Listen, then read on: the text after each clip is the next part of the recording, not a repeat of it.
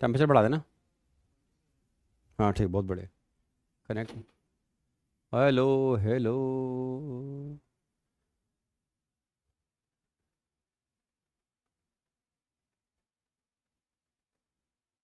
अरे कनेक्ट नहीं हुए क्या भैया? चेक करो यार। हेलो।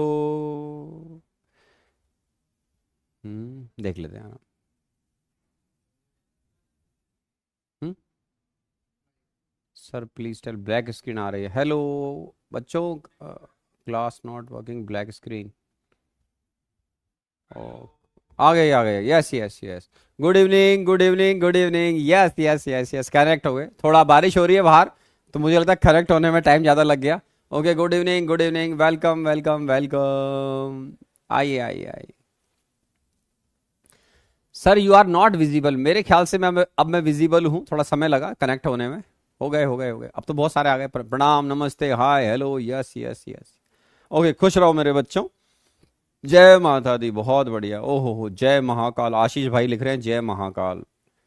कार क्या है सर, जय। ओके। हाँ, आदित्य मिश्रा जी लिख रहे हैं good afternoon your sincere student. अरे गजब यार, वेरी गुड, पढ़ते रहो पढ़ते रहो।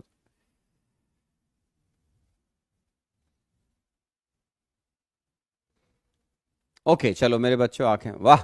अभिराज जी लिख रहे हैं सर मुझे फिजिकल केमिस्ट्री बहुत अच्छी लग रही है, I am loving physical chemistry. अच्छी बात है, सब्जेक्ट भी अच्छा है, पढ़ाने वाले भी अच्छे हैं, पढ़ने वाले भी अच्छे हैं, सब लोग अच्छे हैं। सभी अच्छे हैं, ठीक है। ओके। एक बोल रहा है your sincere student. Sir I am your P2 student, I have not done mole concept completely, what should I do? करते रहो मेरे प्यारे बच्चे, स्पंदन रिकॉर्डिंग को अटेंड करते रहो, नोट्स बनाओ फर्स्ट क्लास। बहुत आराम से, लगभग 1.5 महीने पढ़ाया है, 1.5 पौने 2 महीने। कर लीजिए धीरे धीरे, कवर कर लो बेटा, है ना, टेंशन मत लो, आराम आराम से कर लीजिए। मोल कॉन्सेप्ट कैसे रिवाइज करें? ध्रुव बेटा, आप मोल कॉन्सेप्ट शीट और थ्योरम कवर कर चुके हैं।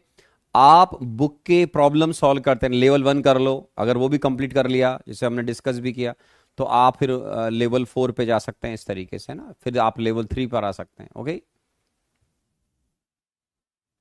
ओके चलिए आगे बढ़ते हैं मेरे बच्चों। देखिए, यहां पर लास्ट क्लास में अब जो पढ़ रहे थे मेरे बच्चों, हमारा लिमिटेशन तो बोर मॉडल आ गया था, बहुत बढ़िया। आइए, लास्ट क्लास में जाने से पहले मैंने आपसे कहा कि इलेक्ट्रॉन्स के लिए, क्योंकि मास और चार्ज अदर चार्ज पार्टिकल से डिफरेंट होता है मेरे बच्चों, तो लैम्डा जो है, ठीक है ना, P2 बैच में मोल कॉन्सेप्ट नहीं, माइल कॉन्सेप्ट नहीं, मोल कॉन्सेप्ट कम आएगा, लेकिन एटॉमिक स्ट्रक्चर भी आएगा, है ना, एटॉमिक स्ट्रक्चर आएगा बेटा, क्योंकि मोल कॉन्सेप्ट अगर किसी भी अच्छी, जैसे इंडिया डेवलपिंग कंट्री है, आज अगर जुलाई चल रहा है तो उनको मोल कॉन्सेप्ट आना चाहिए। मैंने बहुत समय पहले मोल कॉन्सेप्ट के लेक्चर उस पर अपलोड करवाए थे, ठीक है, तो P2 बैच के बच्चों को वो कर लेने चाहिए थे। टेस्ट से डर लग रहा है, डर के आगे जीत है, डर मत बेटा, ठीक है। तो आप जितना मोल होता है उतना कर लें, स्पेशली आप लोग एटॉमिक स्ट्रक्चर पर फोकस कर रहे हैं जो बच्चे P2 बैच के हैं, ठीक है। चलिए, अच्छा, नेक्स्ट क्लास में आपको क्या करना है, होमवर्क। नेक्स्ट क्लास में आपको क्या करना पड़ेगा बेटा, शीट, एटॉमिक स्ट्रक्चर आपको मिली हुई है मेरे बच्चों।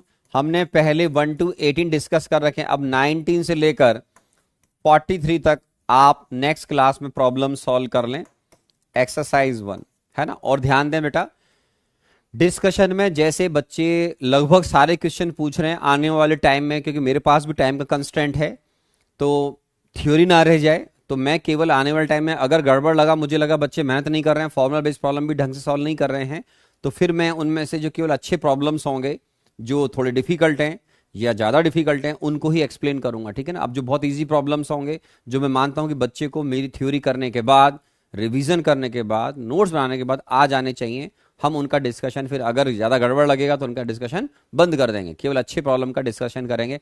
अच्छे सारे होते हैं, लेकिन एक टीचर की एक्सपेक्टेशन होती है कि मेरे बच्चे इतना तो आराम से पढ़ने के बाद कर लेंगे, तो वो पार्ट फिर हम ऐसे नहीं करेंगे, सारे के सारे क्वेश्चन डिस्कस कर रहे हैं, नो, नॉट, ठीक है। ठीक है चलिए, ये कौन बच्चा आ गया नया क्लास में, सर क्वेश्चन प्रैक्टिस कहाँ से करें, क्या पहली बार आए हो क्या बेटा? विष्णु कुमार, अरे भाई शीट में से प्रॉब्लम प्रैक्टिस करो, वो जब पूरी करो तो मेरी बुक सॉल्व करो, इतने में तो आपका काम हो जाएगा जेई मेन प्लस एडवांस का बिना टेंशन के, ठीक है, क्योंकि मेरी बुक में एक्सरसाइज नंबर 1 है, 4 है, फिर 3 और 2 है। तो जो बच्चे नए नए आ रहे हैं, बच्चे ज्वाइन कर रहे हैं, वो इसीलिए सिखाता हूँ कि भाई टेलीग्राम चैनल ज्वाइन कर लो, एन अवस्थी सोडियम सर के नाम से, उसको ज्वाइन कर लोगे, उसमें एक वीडियो मिलेंगे, कुछ वीडियो अच्छे वाले, उनमें एक मिलेगा बुक को कैसे यूज़ करना है, पहले 1 करो, फिर आप 4 करो, फिर 3 करो, ठीक है ना, फिर बाद में 2 करेंगे जेई मेन से एडवांस के बीच में। P1 बैच की भी टेस्ट होगी भाई, क्यों नहीं होगी, अगले संडे टेस्ट पेपर है आपका, ठीक है। चलिए अब देखो मेरे बच्चों, अरे नेक्स्ट संडे टेस्ट पेपर है ना, ठीक है, चलो। तो ये, अरे भाई ये बच्चा कौन आ गया क्लास में, अरे भाई मैंने एक्सरसाइज नंबर 1 के 1 to 18 डिस्कस कर दिए क्लास में, सो रहे थे क्या, क्वेश्चन बैंक के भी कुछ प्रॉब्लम डिस्कस कर दिए। अब मैं होमवर्क दे रहा हूँ एक्सरसाइज नंबर 1 में 19 से 43, जो अगली क्लास में मेरे बच्चे डिस्कस होंगे, ठीक है मेरे प्यारे बच्चे। हाँ चले, अभी आप इतना ही करें बस, एक बच्चा पूछ रहा है क्या क्या करना है, आप इतना ही करो बस, यही होमवर्क है बस, ज्यादा नहीं करना है, अभी इतना ही करो। चलिए अब देखो मेरे बच्चों, अदर चार्ज पार्टिकल के लिए जैसा हम लास्ट क्लास में बात कर रहे थे, यहां तक कंप्लीट किया था मैंने मेरे बच्चों, lambda is equal to h upon p, p is momentum, that is mass into velocity, and last class we replace momentum by under root 2 into m into kinetic energy।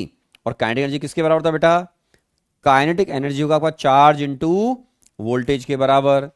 तो ये दोनों फॉर्मूलों में ध्यान रखना है बच्चों को, ये केवल इलेक्ट्रॉन पे लगेगा मेरे बच्चों, क्यों, क्योंकि इलेक्ट्रॉन का चार्ज और मास जो है वो, आपके मास की बात करें तो इलेक्ट्रॉन का मास प्रोटॉन से मैच नहीं करेगा, प्रोटॉन का मास हीलियम आयन से मैच नहीं करेगा, हीलियम आयन का चार्ज इलेक्ट्रॉन से मैच नहीं करेगा। तो एग्जाम में ये चेक करना बहुत जरूरी है कि कौन सा चार्ज पार्टिकल ले रहे हैं, उसका मास कितना है ना। तो आप ये फॉर्मूला शॉर्टकट में आप इलेक्ट्रॉन की लगाएं, और आप अगर ये फॉर्मूला याद भी नहीं कर पाते हैं तो आपके सारे प्रॉब्लम मेरे प्यारे बच्चों इसी फॉर्मूले से सॉल्व हो जाएंगे। लास्ट क्लास में मैंने यहीं पर दी एंड किया था। जो सिंसियर बच्चे हैं क्लास में, मेरा जम्शन है कि लगभग सारे बच्चे सिंसियर हैं, पर जो बच्चे लेक्चर सुनते हैं, नोट्स बना रहे हैं और उनको रिवाइज करते हैं, तो उनको मालूम होगा लास्ट क्लास में यहां तक आ गए थे। तो ये क्या है मेरे बच्चों, वेवलेंथ एसोसिएट विद पार्टिकल, मतलब पार्टिकल की जो वेवलेंथ है उसको हम लैम्डा बोल रहे हैं। De Broglie concept, dual nature of electron या मूविंग पार्टिकल के बारे में हम लास्ट क्लास में सुन रहे थे मेरे बच्चों, ठीक है।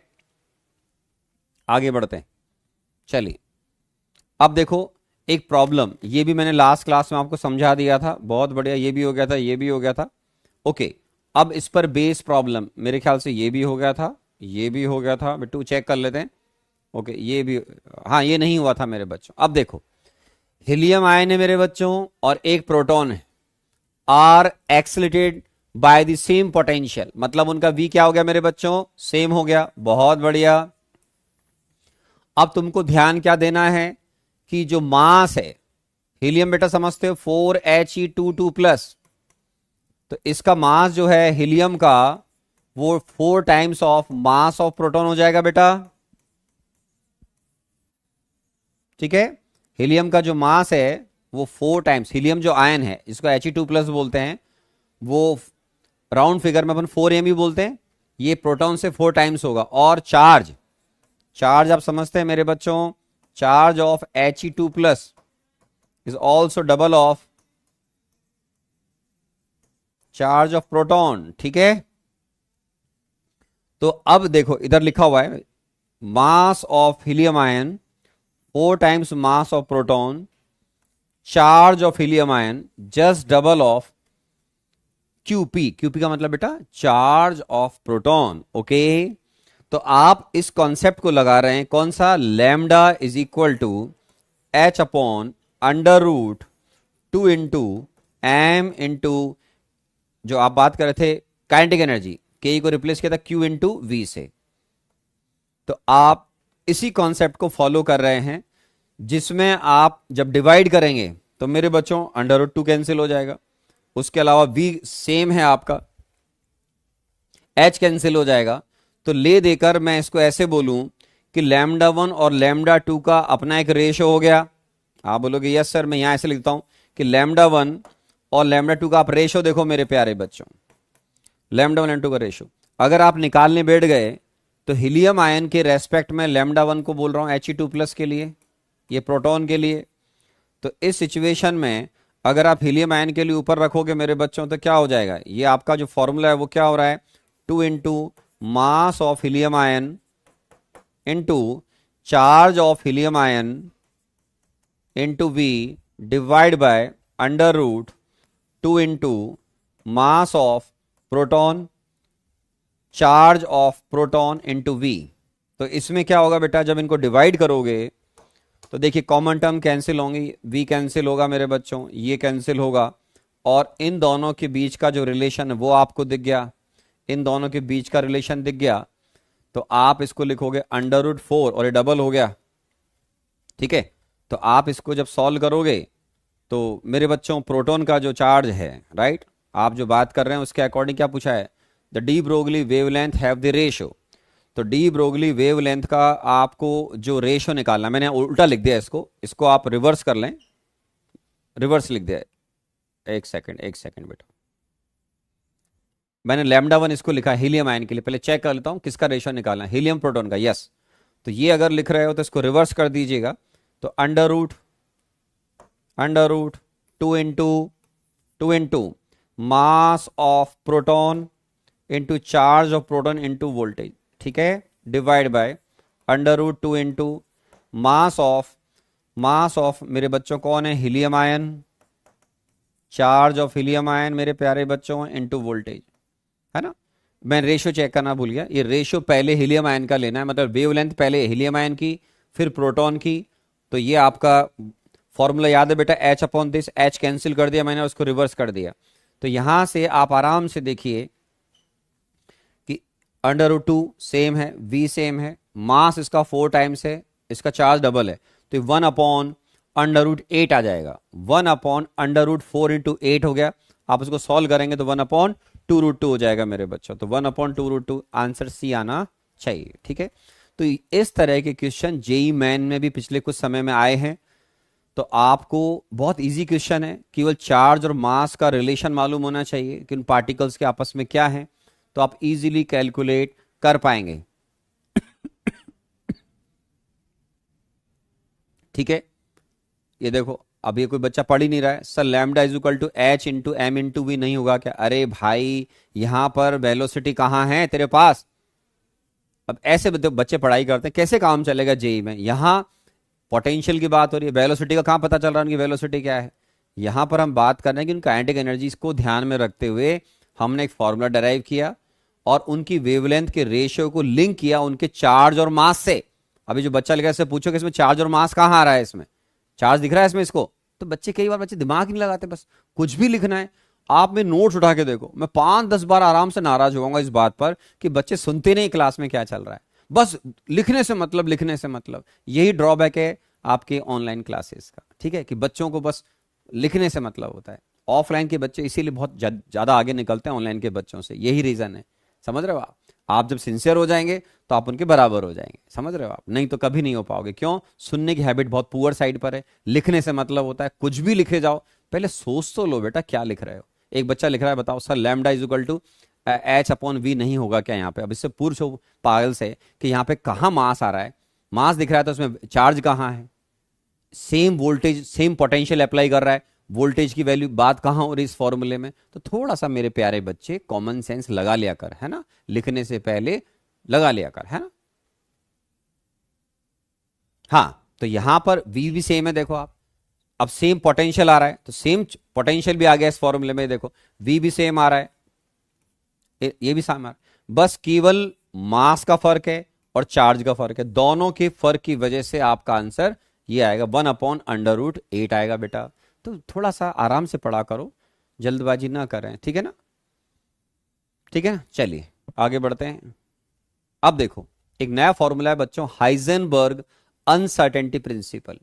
हाइजेनबर्ग ये भी एक ग्रेट साइंटिस्ट थे, इनके हिसाब से हम जब माइक्रोस्कोप पार्टिकल पर स्पेशली बात करते हैं तो वहां एक बड़ी प्रॉब्लम आती है, क्या ये बहुत फास्ट मूव कर रहे होते हैं अपने सर्टेन रीजन के अंदर आउटसाइड द न्यूक्लियस। तो इनके हिसाब से it is impossible to determine simultaneously the exact position and exact momentum. इनके हिसाब से इलेक्ट्रॉन जब रिवॉल्व कर रहा होगा, मोमेंटम हर बच्चा समझता है, इलेक्ट्रॉन का मोमेंटम होता है मास इनटू वेलोसिटी।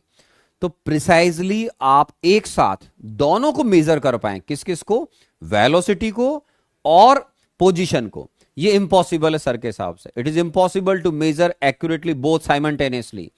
ठीक है, तो सर ने बोला कि मैं जितना दोनों में से किसी एक को एक्यूरेटली मेजर करूंगा, दूसरा उतना ही इनएक्यूरेट हो जाएगा।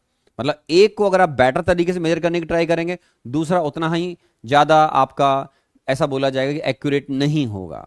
तो सर के हिसाब से चेंज इन, अगर आप बात करते हैं कि चेंज इन पोजीशन अगर बोलें, जिसको हम टेक्निकल लैंग्वेज बोलेंगे अनसर्टेनिटी इन पोजीशन, सर ने अपने जो भी रिसर्च वर्क किए उनके हिसाब से कंक्लूजन दिया एक फॉर्मूले की फॉर्म में कि आप जब मेजर करोगे तो ना तो अगर आप एक्यूरेटली मोमेंटम मेजर करने की ट्राई कर रहे हैं तो उसकी लोकेशन कहीं और होगी, उसकी लोकेशन देख रहे हो तो उसका मोमेंटम कुछ और होगा, क्योंकि उसकी वेलोसिटी जो है, इलेक्ट्रॉन बहुत फास्ट मूव करता है। तो आप इलेक्ट्रॉन जो माइक्रोस्कोप से, इलेक्ट्रॉन माइक्रोस्कोप जब इसको देखने की ट्राई करोगे तो जब उसकी पोजीशन देख रहे होंगे तो उसकी वेलोसिटी को ढंग से नहीं देख पाओगे, मेजर कर पाओगे। जब वेलोसिटी मेजर कर रहे होंगे तो उसकी पोजीशन वहां नहीं होगी।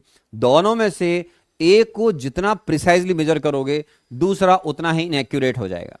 तो इस फॉर्मूले को सर ने प्रपोज किया कि delta x into delta P, delta P का मतलब uncertainty in momentum, delta x का मतलब अनसर्टेनिटी इन पोजीशन, ठीक है, ग्रेटर देन और इक्वल टू एच अपॉन 4 पाई, मतलब ये अपने आप में कांस्टेंट वैल्यू रहेगा।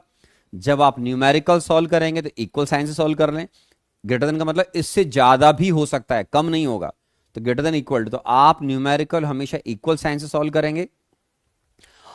पी क्या होता है मेरे बच्चों, मास इंटू वेलोसिटी। तो अनसर्टेनिटी इन मोमेंटम होता है मेरे प्यारे बच्चों मास इंटू डेल्टा वी। तो आपको अगर कभी अनसर्टेनिटी इन मोमेंटम ना देकर एग्जामिनर अनसर्टेनिटी इन वेलोसिटी दे रहा है तो भी कोई दिक्कत नहीं है। हम क्या करेंगे बेटा, इसी फॉर्मूले में डेल्टा पी को रिप्लेस कर देंगे किससे, एम इंटू डेल्टा वी से, ये और एम को आप इधर शिफ्ट कर दीजिए। तो जो फॉर्मूला भी एच अपॉन 4 पाई था, ये हो जाएगा delta x into delta v greater than और equal to h upon 4 pi m, where delta v is called uncertainty in velocity. तो आप जितना ज्यादा किसी दोनों में से किसी एक चीज को एक्यूरेट मेजर करने की ट्राई करते, दूसरा उतना ज्यादा आपका क्या हो जाएगा, इनएक्यूरेट हो जाएगा। तो हम इसको अनसर्टेनिटी की लैंग्वेज में बात करते हैं कि जैसे मान लो कोई पार्टिकल मूव कर रहा है, उसकी वेलोसिटी 1000 मीटर पर सेकंड है। अब आप मेजर जब कर रहे हो मेरे बच्चों, तो हो सकता है आपसे 1000 मीटर पर सेकंड की जगह 990 या 1010 मेजर हो रहा हो, तो आप उसको इन टर्म्स ऑफ परसेंटेज भी देखते हैं कि मैं कितना उसमें इनएक्यूरेसी आ रही है। सपोज 100 मीटर पर सेकंड की वेलोसिटी होनी चाहिए, आप मेजर कर रहे हो तो हो सकता है आपसे ±1 मीटर पर सेकंड का एरर आए। प्लस का मतलब है 100 की जगह 101 मीटर पर सेकंड मेजर कर रहे हो, माइनस का मतलब आप 99 मीटर पर सेकंड मेजर कर रहे हो। तो आप जो मेजरमेंट करते हैं, तो ये मेजरमेंट करते समय दोनों माइक्रोस्कोपिक और मैक्रोस्कोपिक पार्टिकल पर अगर आप बात करेंगे तो ये ट्रूली एप्लीकेबल है या इसका ग्रेट सिग्निफिकेंस है माइक्रोस्कोपिक पार्टिकल इलेक्ट्रॉन के लिए। और अगर आपने इसको बड़े पार्टिकल पे लगा दिया, मान लो लगा दिया, इलेक्ट्रॉन के न्यूमेरिकल तो आपकी शीट में मिल जाएंगे, मैं एक दो क्वेश्चन आपको लार्ज पार्टिकल पे करवाऊंगा। तो लार्ज पार्टिकल पर आप ये देखेंगे कि अनसर्टेनिटी इन पोजीशन इतनी कम आएगी मीटर में या सेंटीमीटर में कि आप बोलोगे सर हमारे लिए तो इसकी कोई वैल्यू नहीं है। क्यों? आप जब किसी ऑब्जेक्ट को देख रहे होते हो नॉर्मल आइज से, तो आप डिस्प्लेसमेंट मीटर सेंटीमीटर के आगे बात नहीं करते हैं। चलो एमएम में भी आप आ गए, एमएम के नीचे आप जाओगे नहीं। तो एक ऐसा इनएक्यूरेट या ऐसा अनसर्टेनिटी पोजीशन आप लें जो 10 की पावर -30, 25, 35, 45 चल रहा है, तो यार आप एक बार बताओ, क्या आप ह्यूमन आइज से अगर आप देख रहे हो किसी बड़ी बॉडी को 5, 10, 12, 15, 20 किलो के इंसान को या जानवर को आप दौड़ते हुए चलते हुए देख रहे हो, तो आपको ऐसा लगेगा कि सर मैं इसकी दोनों चीजों को काफी हद तक एक्यूरेटली जानता हूं। ये बिल्कुल सही बोल रहे हो, क्योंकि वो ऑब्जेक्ट मैक्रोस्कोपिक है, वो इंसान है या जानवर है, चलो जो भी है, उसका मास बहुत ज्यादा है, उसकी वेलोसिटी बहुत कम है। आप इलेक्ट्रॉन की बात कर रहे हो, सर ने जो बात की थी अपनी बहुत ज्यादा, वो इलेक्ट्रॉन पे की थी, माइक्रोस्कोप पार्टिकल्स पे बात की थी, मैंने स्पेशली इलेक्ट्रॉन की बात की। ये एक बहुत नेग्लिजिबल मास का पार्टिकल जिसका वेलोसिटी बहुत ज्यादा है, उसके लिए इफेक्टिव है, जिसका नाम है हाइजेनबर्ग अनसर्टेनिटी प्रिंसिपल। आप इस फॉर्मूले को आप मैक्रोस्कोप पार्टिकल पे लगा दीजिए तो क्या होगा, देखो अब बताता हूं मैं आपको। ए golf ball has a mass of 40 ग्राम। अब देखो कहां इलेक्ट्रॉन कहां बॉल बड़ी है, 40 ग्राम है। इसकी स्पीड है मेरे बच्चों 45 metre per second. If the speed can be measured with in accuracy of 2%। If the speed can be measured with in the accuracy of 2%, मतलब आप 45 मीटर पर सेकेंड का प्लस या माइनस 2% ले लें, वो आप इसमें वेरिएशन ले सकते हैं। Calculate the uncertainty in the position, in meter निकालना है बेटा, ठीक है। पहले बिल्कुल सिंपल फॉर्मूले पाएंगे। देखो uncertainty in the speed is 2%, ठीक है। तो 45 मीटर पर सेकेंड से ये गोल्फ की बॉल चल रही है मेरे बच्चों, इसका 2% निकाल लो। 45 इंटू 2/100, ये आएगा मेरे प्यारे बच्चों 0.9 मीटर पर सेकेंड। इसको ऐसे समझो कि एक ऐसी गोल्फ की बॉल है जिसकी स्पीड 45 मीटर पर सेकेंड है। अनसर्टेनिटी इन स्पीड का मतलब हो गया कि इसकी स्पीड आप 2% मानिए, 0.9 मीटर पर सेकेंड, या तो ज्यादा मेजर करेंगे या कम मेजर कर पाएंगे। 45 से आगे कर लीजिए, या तो आप 45.9 मेजर करेंगे या 44.1 मेजर करेंगे, प्लस माइनस 0.9, क्योंकि 2% लिखा हुआ है, ठीक है ना। स्पीड 2% का वेरिएशन है with in accuracy of 2%, plus minus कुछ भी हो सकता है। Calculate the uncertainty in the position, ठीक है। तो आपने ऐसा करके मेरे बच्चों ये डेल्टा वी निकाल लिया। क्या निकाल लिया? डेल्टा वी 45 का 2%, 0.9 मीटर पर सेकेंड। तो डेल्टा एक्स क्या हो गया बेटा? h/4πm। एम का ध्यान रखना बेटा, 40 ग्राम का मतलब हो गया 40 इंटू 10⁻³ kg, क्योंकि जो हम एच प्लांक्स कांस्टेंट के लिए रख रहे हैं वो जूल सेकंड में है। तो एसआई सिस्टम में चलने के लिए आपको मास को हमेशा केजी में लेना पड़ेगा। तो फॉर्मूला वही है बेटा, 4πm into delta we. Delta v ये रहा बेटा 0.9 मीटर पर सेकेंड। तो इस फॉर्मूले में जब आप वैल्यू पुट करेंगे तो आपका आंसर आ रहा है 1.46 इंटू 10⁻⁻30। इसको ढंग से देखो, ढंग से देखो मेरे बच्चों, 10⁻³ मीटर। अरे एक टेनिस की बॉल पर क्या आप उसका चेंज इन पोजीशन, मैं बोलूं बेटा आप अपनी ह्यूमन आई से देख पाते हो टेनिस की बॉल को? आप बोलोगे टेनिस की बॉल दिखती है सर मेरे को। यस सर, टेनिस की बॉल का अगर आप स्पीड जो मैंने दे रखा है उसमें अगर 2% प्लस माइनस की स्पीड आप मेजर कर पा रहे हैं, तो आप देखिए कि आपने जो अनसर्टेनिटी इन पोजीशन निकाला है, जिसको हम डेल्टा एक्स बोलते हैं, वो बहुत कम है। Delta x 10⁻³ meter. मतलब मैं एक एज ए साइंस स्टूडेंट या टीचर ये बोलूंगा कि भाई ये वैल्यू बहुत डाउन जा रही है। इसको रिवर्स समझो कि इसका मतलब काफी हद तक आपको उसकी पोजीशन मालूम है एक्यूरेटली। क्यों? क्योंकि आप लार्ज पार्टिकल की बात कर रहे हैं। अरे तुम एक टेनिस की बॉल जिसको देख रहे हो, जिसकी वेलोसिटी 45 या जो लिख रहे क्या 45 कितना देर 45 मीटर पर सेकेंड है, तो इसकी पोजीशन में जो इनएक्यूरेसी है वो इतनी सी है बस। तो इसका मतलब क्या है? अरे सीधा सीधा आप एक हाथी को देख रहे हो तो मेरे बच्चों मूव करते हुए, तो आपको उसकी वेलोसिटी का और उसकी पोजीशन का काफी हद तक एक्यूरेटली मालूम होता है, क्योंकि उसका मास बहुत ज्यादा है, वो बहुत स्लो मूव कर रहा है। वो पांव भी इधर से दूसरा रखेगा तो आपको दिखता है कि ये पांव उसने अगला रख दिया, वो आगे मूव कर गया। आपको उसकी पोजीशन, मान लो आपने कोई पीछे कर्टेन लगा रखा है उसमें मीटर्स वगैरह सेंटीमीटर लिख रखा है तो आपको दिखेगा कि हाथी हमारा पर सेकंड में इतने मीटर पर सेकंड आगे बढ़ रहा है। तो वो बहुत लार्ज ऑब्जेक्ट है मेरे बच्चों, जीव है वो एक। उसके रेस्पेक्ट में कहां आप इलेक्ट्रॉन की बात करें जो आपको दिखता नहीं है, जिसको आप इलेक्ट्रॉन माइक्रोस्कोप से देखते हो। तो दो चीजें अलग अलग है। तो आप जितना लार्ज पार्टिकल लेंगे वो स्लो मूव करता है, स्लो मूव करेगा तो सर आप उसकी काफी हद तक दोनों चीजों को एक्यूरेटली मेजर कर सकते हैं। ऐसा मैं रिवर्स करके बोल रहा हूं हाइजेनबर्ग अनसर्टेनिटी प्रिंसिपल से। माइक्रोस्कोपिक फास्ट मूविंग जो पार्टिकल होगा उसके लिए ये कॉन्सेप्ट बिल्कुल सही लगेगा कि उसके अंदर जो इनएक्यूरेसी आएगी वो अप्रिशिएबल होती है। ऐसे प्रॉब्लम अपने को शीट में मिल जाएंगे, फॉर्मूले वही हैं। तो आपको मैंने एक फील कराया कि गोल्फ बॉल में जो आपके पास अनसर्टेनिटी इन पोजीशन आ रही है मेरे बच्चों, वो बहुत कम वैल्यू है। इसका मतलब अदर वर्ड्स में बोलो कि आपको काफी हद तक उसकी सही जो है पोजीशन मालूम है। हाँ ठीक है मेरे बच्चों। हाँ, इनएक्यूरेसी इन पोजीशन का मतलब आप आइडिया लगा रहे हो यहां है वो दूसरी जगह पर है एक्चुअल में। जो आप बोल रहे हो कि सर मान लो इलेक्ट्रॉन यहां होना चाहिए, एक्चुअल में वो वहां नहीं कहीं और जाएगा, फिर आप आगे देख रहे हो। तो दो में से एक चीज बिल्कुल सही बोला एक साथ, है ना। आगे हो गया। और देखो भाई साहब, एक ऑब्जेक्ट है मेरे बच्चों जिसका मास 9 kg है, बहुत बढ़िया। ये 50 प्लस माइनस अलग तरीके से लिखा हुआ क्वेश्चन है, plus minus 0.001 kilometre per our है। ठीक है सर। अब अनसर्टेनिटी इन पोजीशन निकालनी है बच्चों। ये जब स्पीड ऐसे लिखा हुआ है 50 plus minus 0.001 kilometre per our, तो इसका मतलब प्लस 50 के आगे जो लिखा हुआ बेटा प्लस और माइनस, ये आपकी इनएक्यूरेसी, मतलब ये अनसर्टेनिटी इन वेलोसिटी मानी जाएगी।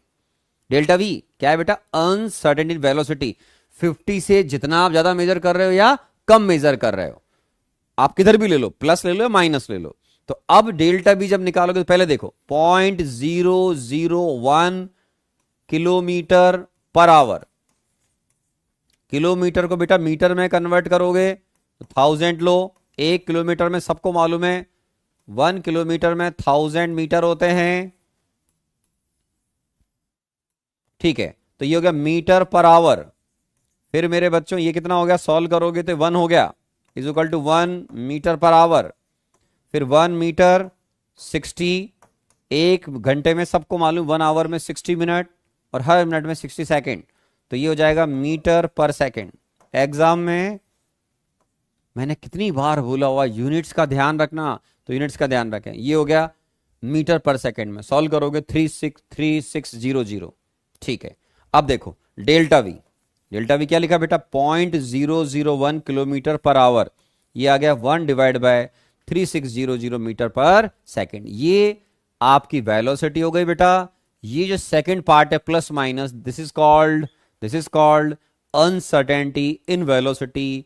We have converted kilometer per hour into meter per second. Okay, ये देखो अब delta x into delta v h upon 4 pi m.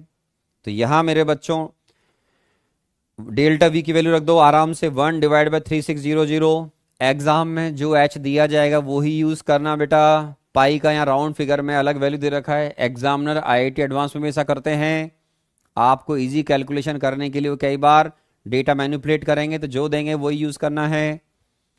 तो h upon 4 pi m delta x delta v ये रहा मेरे प्यारे बच्चों, एच अपॉन 4 पाई एम। एम गौर फरमाए ये ऑलरेडी केजी में है। पिछली बार मैंने आपको टेनिस बॉल का मास ग्राम में दिया था, आपने उसे केजी में कन्वर्ट किया, इस बार जरूरत नहीं है। तो यहां से मेजर करोगे तो डेल्टा एक्स वापस से देखो आ रहा है 2 इंटू 10⁻⁻32 मीटर। एक बार फिर आपको लगेगा कि अनसर्टेनिटी इन पोजीशन बहुत ही कम है, क्योंकि पार्टिकल आप जो है सर या ऑब्जेक्ट जो है वो लार्ज ले रहे हैं। लार्ज ऑब्जेक्ट लोगे तो निश्चित तौर पर उनके अंदर जो इनएक्यूरेसी है वो आपकी जो है वो आप उसकी जो वैल्यू है इन टर्म्स ऑफ डेल्टा एक्स अगर आप देख रहे हैं तो वो आपकी बहुत डाउन है। अदर लैंग्वेज में आपको बहुत हद तक उसकी एक्यूरेट पोजीशन मालूम होती है जब ऑब्जेक्ट आपका लार्ज या बड़ा होता है। ठीक है, सर सब बोलते हैं कि डेली, अरे बाप रे, देखो इतना बड़ा नहीं मैं पढ़ूं, कई लोग पता नहीं क्या क्या लिखते थे सर, सब बोलते हैं 50-60 क्वेश्चन सॉल्व करो, पर कहाँ से करूं प्लीज गाइड। अरे कहाँ से करूं, सारे राइटर बताएंगे आपको कौन कौन सी बुक सॉल्व करनी है। मैंने बोला फिजिकल केमिस्ट्री में शीट दे रहा हूं वो सॉल्व कर लो, और मेरी बुक सॉल्व कर लो, बस जेई मैन भी हो गया, एडवांस भी हो गया आपका, ठीक है। और साथ में नोट्स पढ़ो मेरे, क्योंकि वो एनसीईआरटी से कवर नहीं होगा आपका जेई का सिलेबस। तो हेल्प के लिए जेई मैन के हिसाब से बुक पढ़ें, एनसीईआरटी की बुक, सारे में नोट्स पढ़ लें, और शीट के अलावा जो मैं आपको बुक दे रहा हूं अपनी, उस बुक से सॉल्व कर लें, जेई मैन प्लस एडवांस हो जाएगा। टेंशन फ्री रहें, है ना, 18 साल से, 17-18 साल से ऐसा होता आ रहा है, टेंशन फ्री रहें, है ना। आगे बढ़ते हैं मेरे बच्चों। अच्छा एक और बता दूं मैं आपको नई बात, मैं अब आपको जो बात बोलने जा रहा हूं थियोरेटिकली, ये बुक्स में नहीं होता है, आपको एनसीईआरटी वगैरह में नहीं मिलेगा। आपको मैथ्स आनी चाहिए इसको लगाने के लिए। कौन सा, कि हाइजेनबर्ग सर ने जो बोला उसी फॉर्मूले को मेरे बच्चों अब मैं आगे लगा रहा हूं। किस पर, देखो तुमने अभी कुछ देर पहले एक फॉर्मूला पढ़ा था कि delta p into delta x greater than और इक्वल टू एच अपॉन 4 पाई होता है। ये उन बच्चों के लिए है जो जेई एडवांस के हिसाब से एक दमदार कैंडिडेट हैं, जो मानते हैं कि सर हम एनसीईआरटी लेवल से आगे बढ़कर बहुत ज्यादा पढ़ सकते हैं, रिजल्ट में कन्वर्ट कर सकते हैं। तो this part is dedicated to very sincere students, those are very sincere aspirant of JEE advance, उनके लिए बात कर रहा हूं। मैथ्स आनी चाहिए थोड़ी सी, कि आपने हाइजेनबर्ग अनसर्टेनिटी प्रिंसिपल के अकॉर्डिंग इसको पढ़ लिया। ये बिलो एवरेज बच्चों के लिए नहीं होती इस चीजें, है ना, वो दिमाग नहीं लगाते तो उनके लिए नहीं होती हैं। Delta p into delta x greater than equal to h upon 4 pi. मान लो एग्जामिनर आपको इस फॉर्मूले से हटकर कुछ और कैलकुलेट करवाए, जिनको आप आपस में लिंक करना जानते हैं, तो आप क्योंकि इंटेलिजेंट हैं, आप इंटेलिजेंट हो तो उसका फायदा उठाओ, दिमाग है ही सही, फॉर्मूले याद हो तो कॉन्सेप्ट लगाना। कैसे, देखो एग्जामिनर, ये तो आपने पढ़ा अनसर्टेनिटी प्रिंसिपल, अब वो एग्जामिनर आपसे अनसर्टेनिटी इनमें बात ही नहीं कर रहा है, उसने नया क्वेश्चन दिया कि मुझे अनसर्टेनिटी वेवलेंथ निकाल के बताओ। अब अनसर्टेनिटी वेवलेंथ, आप बोलोगे वेवलेंथ तो पढ़ाया नहीं सर ने, एनसीईआरटी में भी नहीं है, जेई में से क्वेश्चन कभी आए भी नहीं जिनमें उसने अनसर्टेनिटी दोनों के अलावा कहीं और निकलवाई हो, पर आप कर सकते हैं क्योंकि आप इंटेलिजेंट हैं। कैसे करोगे, डी ब्रोगली के फॉर्मूले पे जाओ, lambda is equal to h upon p, या p is equal to h by lambda. अब पी जो है एच बाई लैम्डा है, जब तुम सिग्निफिकेंट वेरिएशन लोगे किसमें बेटा, डेल्टा पी में और डेल्टा लैम्डा में, इजी लैंग्वेज में उन दोनों की जो इनएक्यूरेसी मेजर करोगे, uncertainty in momentum, uncertainty wavelength, उसके लिए तुमको पहले मैथ्स आनी चाहिए। इसको डिफरेंशिएट करो, P इज इक्वल टू जो H बाई लैम्डा होता है, इसको जब डिफरेंशिएट करोगे मेरे बच्चों तो ये आएगा dP by d lambda is equal to minus H upon lambda square, dP by d lambda H by lambda square. गौर से देखो यहां पर माइनस साइन नहीं है, negative sign consider positive sign. ऐसा क्यों मेरे बच्चों, ये इसलिए मेरे प्यारे बच्चों क्योंकि वेवलेंथ नेगेटिव नहीं जाएगा कभी भी। यहां पर हम जो बात करते हैं वेवलेंथ की, मान लो कल को एग्जाम में वेवलेंथ ही पूछ लिया तो आपको यहां पर कंसीडर ओनली पॉजिटिव साइन।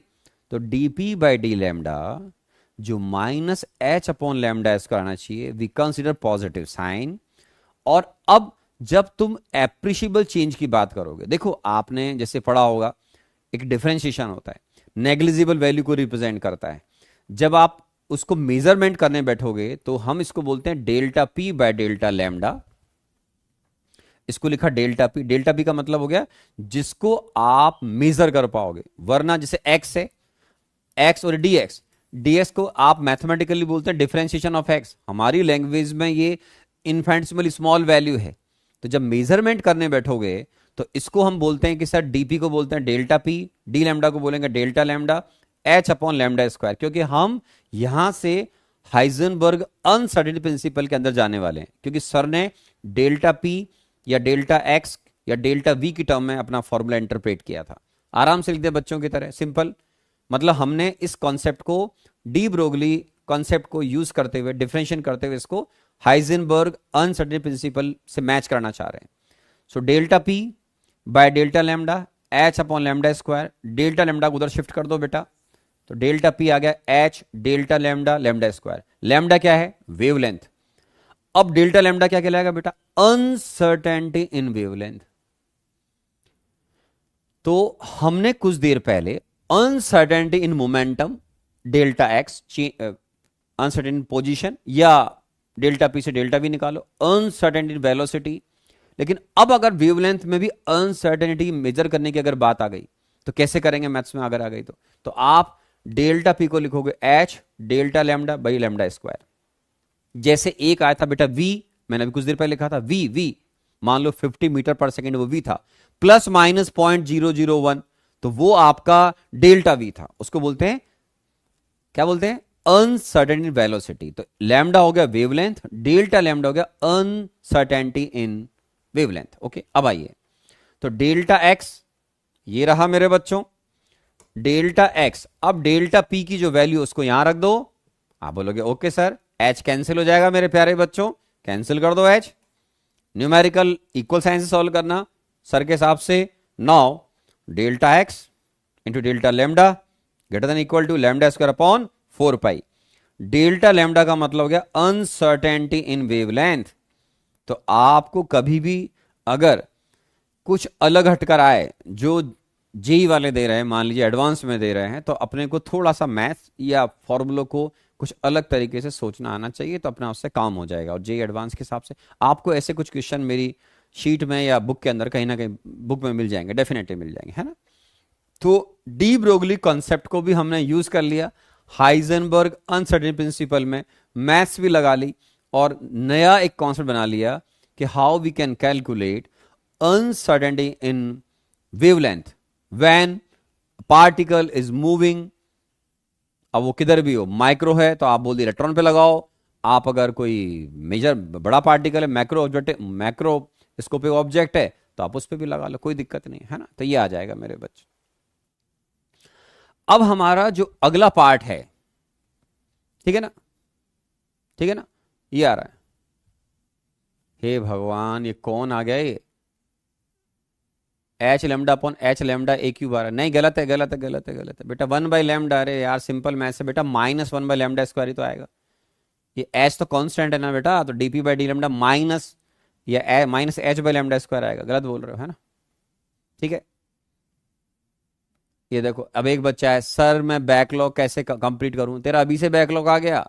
हे भगवान, सेशन शुरू हुए चंद महीने हुए हैं, यहीं से अगर बैकलॉग आ रहा है, इसका मतलब है आपके सपने देख रहे हो, एफर्ट बहुत वीक हैं। Very simple conclusion, your efforts not matching with your dreams. Very simple.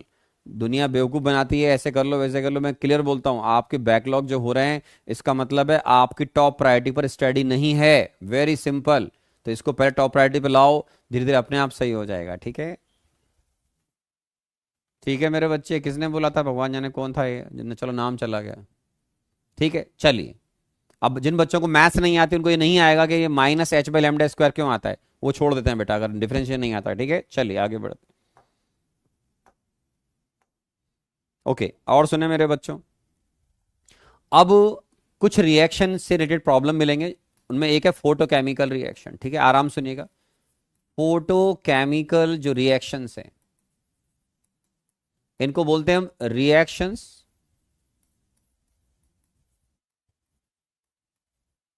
Take place in presence of light. In presence of light,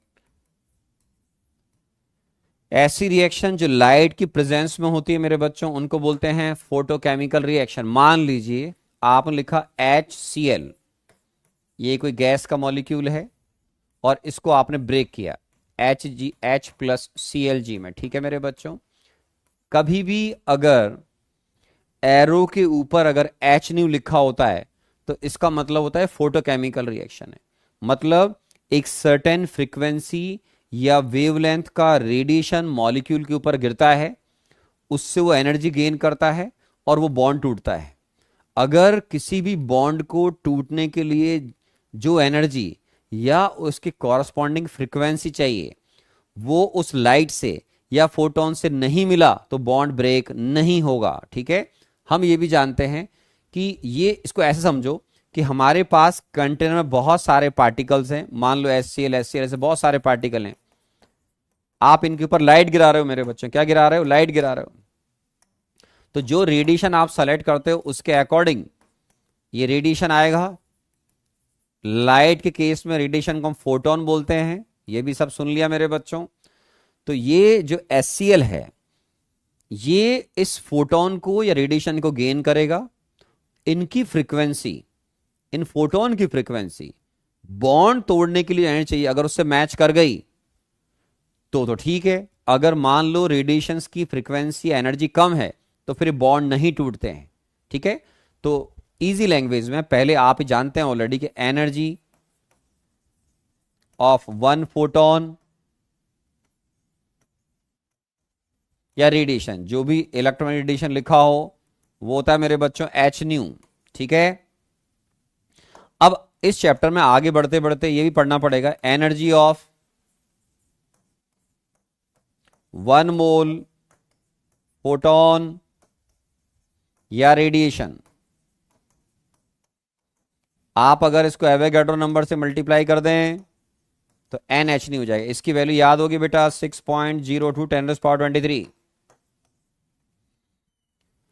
अगर मैं आपसे बोलूं तो आपने बोला हमने पढ़ा हुआ है सर कि एक फोटोन की जो एनर्जी है वो होती है एच न्यू, और अगर न्यू नहीं दे रखा हो तो ये होती है SC/λ। आप बोलोगे यस सर, इसको बोलते हैं एनर्जी ऑफ 1 फोटोन और इलेक्ट्रोमैग्नेटिक रेडिएशन। ठीक है, अगर आपसे मैं पूछूं कि बेटा मुझे 1 मोल मेरे पास फोटोन है या 1 मोल फोटॉन्स आपके रिएक्टेंट के मॉलिक्यूल्स के ऊपर गिर रहे हैं तो उनकी एनर्जी क्या होगी, तो आप बोलेंगे सर वेरी सिंपल, आपने पहले पढ़ा रखा है E=NH nu, where the value of N = 1 2 3 4 5 6 7। लेकिन अगर 1 मोल बोल रहे हैं तो N की वैल्यू फिक्स हो गई Na। अब आप 1 मोल के लिए ऐसा बोल रहे हैं तो क्या लॉजिक जाएगा आगे वो समझा रहा हूं। हमारे जो बॉन्ड एनर्जी के डेटा होते हैं किसके, ये जो बॉन्ड है बेटा इनऑर्गेनिक या ऑर्गेनिक पढ़ते हैं तो सिंगल बॉन्ड बोलते हैं। क्या बोलते हैं, सिंगल बॉन्ड। इस बॉन्ड को टूटने के लिए एनर्जी चाहिए होती है, डबल बॉन्ड को अलग एनर्जी चाहिए होती है, ट्रिपल बॉन्ड के लिए अलग एनर्जी की रिक्वायरमेंट होती है। तो इस चैप्टर में हम जो बॉन्ड तोड़ रहे हैं, बॉन्ड को तोड़ोगे कभी भी तो एनर्जी देनी पड़ेगी। बॉन्ड अगर बनेगा मेरे बच्चों तो एनर्जी रिलीज होती है। आपने सुना हो कुछ रिएक्शंस एंडोथर्मिक होती हैं, कुछ रिएक्शन एक्सोथर्मिक होती हैं। ऐसी रिएक्शन जिनमें हीट एब्जॉर्ब होती है उनको हम एंडोथर्मिक रिएक्शन बोलते हैं।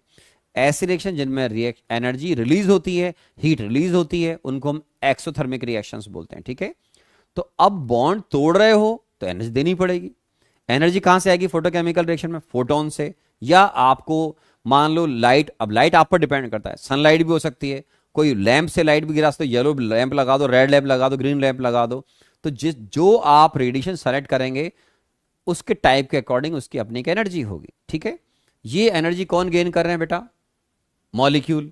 मॉलिक्यूल से एनर्जी गेन करके किस में कन्वर्ट हो जाएगा, अपने एटम्स में। तो हम किसी भी बॉन्ड को जब ब्रेक करते हैं तो उस बॉन्ड को ब्रेक करने के लिए एक मिनिमम अमाउंट ऑफ एनर्जी की रिक्वायरमेंट होती है, वो यहां फोटोन से मिलनी चाहिए। नहीं मिली तो बॉन्ड ब्रेक नहीं होगा, वेरी सिंपल। अब आपको पहले एक फॉर्मूला आना चाहिए E=H न्यू, ये एक फोटोन की एनर्जी, आप बोलोगे पड़ा हुआ है। N 1 मोल के लिए Na लिखा, ऐसा क्यों, उसका रीजन है। जब हम बॉन्ड एनर्जी को डिफाइन करते हैं, ये थर्मोकेमिस्ट्री नेक्स्ट ईयर थर्मोडायनेमिक्स के जस्ट बाद में आता है, स्पेशल पार्ट ऑफ थर्मोडायनेमिक्स, जिसमें हम heat evolve and absorb eight constant pressure पे बहुत ज्यादा बातें करते हैं, है ना। तो वो भी अगले साल का पार्ट है। मैं केवल अभी आपको बेसिक आइडिया दे रहा हूं कि सर ये तो ठीक है, अब आगे क्या करना है। एक टर्म होती है जिसको हम बोलते हैं बॉन्ड एनर्जी, या इसको आप बॉन्ड एंथैल्पी बोल दें। आपके लिए अभी क्योंकि आप छोटे हैं तो इसको शॉर्टकट में बी बोलते हैं बेटा, क्या बोलते हैं, बी। अभी क्योंकि हमने थर्मोडायनेमिक्स नहीं पढ़ा हुआ है तो बहुत शॉर्टकट में या बहुत सिंपल लैंग्वेज में इसको ऐसे बोलते हैं, energy is required to break 1 mole of bond is called bond enthalpy, या बॉन्ड एनर्जी बोल दें, जो आपको अच्छा लगे। इंटरेस्टिंग बात, बॉन्ड एनर्जी के जो डेटा होते हैं जो हमारे साइंटिस्ट ने कलेक्ट कर रखे हैं मेरे प्यारे बच्चों, bond energy data applicable in gas state, हमारे लिए साइंटिस्ट ने जो टेबल बना रखे हैं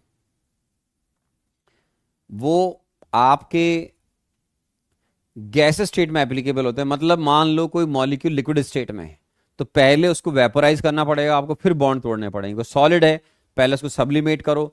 हमेशा बॉन्ड एनर्जी का डेटा जो आपको नेक्स्ट 12th क्लास में सीखने का मौका मिलेगा वो गैस स्टेट में ही एप्लीकेबल, तो इसका ध्यान रखना है, ठीक है। हा, एक बच्चा बोल रहा है कि सर मैं क्या करूं, तो डिफरेंशिएट कैसे करें, नहीं आता तो बेटा मैथ्स में पढ़ोगे। वैसे मेरे ख्याल से फिजिक्स में स्टार्टिंग में आपको सब चीज़ सिखाई जाती है, इंटीग्रेशन डिफरेंशिएशन, है ना बेटा, पढ़ना पड़ेगा, है ना। लिख, ठीक है। चलिए, bond in data applicable gas state, okay sir. अब एनर्जी रिक्वायर्ड, अब सुने सर, एक टर्म होती है जिसको बोलते हैं हम एच। एच एक्चुअल में एंथैल्पी को रिप्रेजेंट करता है। आराम आराम सुने, delta H change in enthalpy को रिप्रेजेंट करता है मेरे बच्चों। ये आप 11th क्लास में नहीं 12th क्लास में डिटेल में पढ़ोगे कि एच एंथैल्पी ये हमारे सिस्टम की एक डेफिनेट मैनर में एनर्जी को रिप्रेजेंट करता है। डिटेल में हम पढ़ेंगे नेक्स्ट ईयर 12th क्लास में। एक होती है इंटरनल एनर्जी, एक होती है एंथैल्पी, एक होती है गिब्स फ्री एनर्जी या गिब्स एनर्जी बोल दीजिए। ये सब नेक्स्ट ईयर थर्मोडायनेमिक्स के थर्मोकेमिस्ट्री के पार्ट है ना, थर्मोडायनेमिक्स स्पेशली। तो अभी केवल काम की मैं बता रहा हूं कि कहीं भी अगर एच लिखा मिले मतलब एंथैल्पी, डेल्टा एच का मतलब चेंज इन एंथैल्पी। ये क्या होता है, ये भी हमारे सिस्टम की एनर्जी को रिप्रेजेंट करता है। तुम सिंपल ये समझो कि अगर ये डेल्टा एच है, ये मेरे बच्चों आपके लिए अभी 12th क्लास के 11th क्लास के लिए इतना ही काफी कि डेल्टा एच क्यूपी होता है। क्या मतलब है इसका, कभी भी अगर कोई वैसल में रिएक्शन हो रही है मेरे बच्चों, कांस्टेंट प्रेशर पे वो रिएक्शन में जो भी हीट इवॉल्व होगी या एब्जॉर्ब होगी वो एंथैल्पी चेंज के बराबर होगी। तो इसको ऐसे बोलते हैं हम, हीट एब्जॉर्ब या evolve at constant pressure is equal to heat absorb evolve at constant pressure is equal to delta h. अब बेटा क्या होता है, जिनमें हीट एब्जॉर्ब होती है उनको बोलते हैं एंडोथर्मिक प्रोसेस या रिएक्शन, जहां हीट इवॉल्व होगी उसको बोलते हैं एक्सोथर्मिक प्रोसेस। तो इसमें अभी नेक्स्ट ईयर पढ़ोगे आप, लेकिन हिंट दे रहा हूं, एंडोथर्मिक का मतलब था हीट एब्जॉर्ब हो रही है। जैसे मान लो कहीं लिखा हुआ है heat absorb eight constant pressure is suppose 70 kilo joule. तो ये जो इतनी बड़ी लैंग्वेज, इसका सीधा मतलब होता है डेल्टा एच की वैल्यू 70 किलो जूल मानी जाएगी। इसको बोलते हैं एंडोथर्मिक प्रोसेस, क्योंकि डेल्टा एच प्लस है, एंडोथर्मिक प्रोसेस जिसमें ऐसा हो रहा है, ठीक है। और सुने, मान लीजिए हीट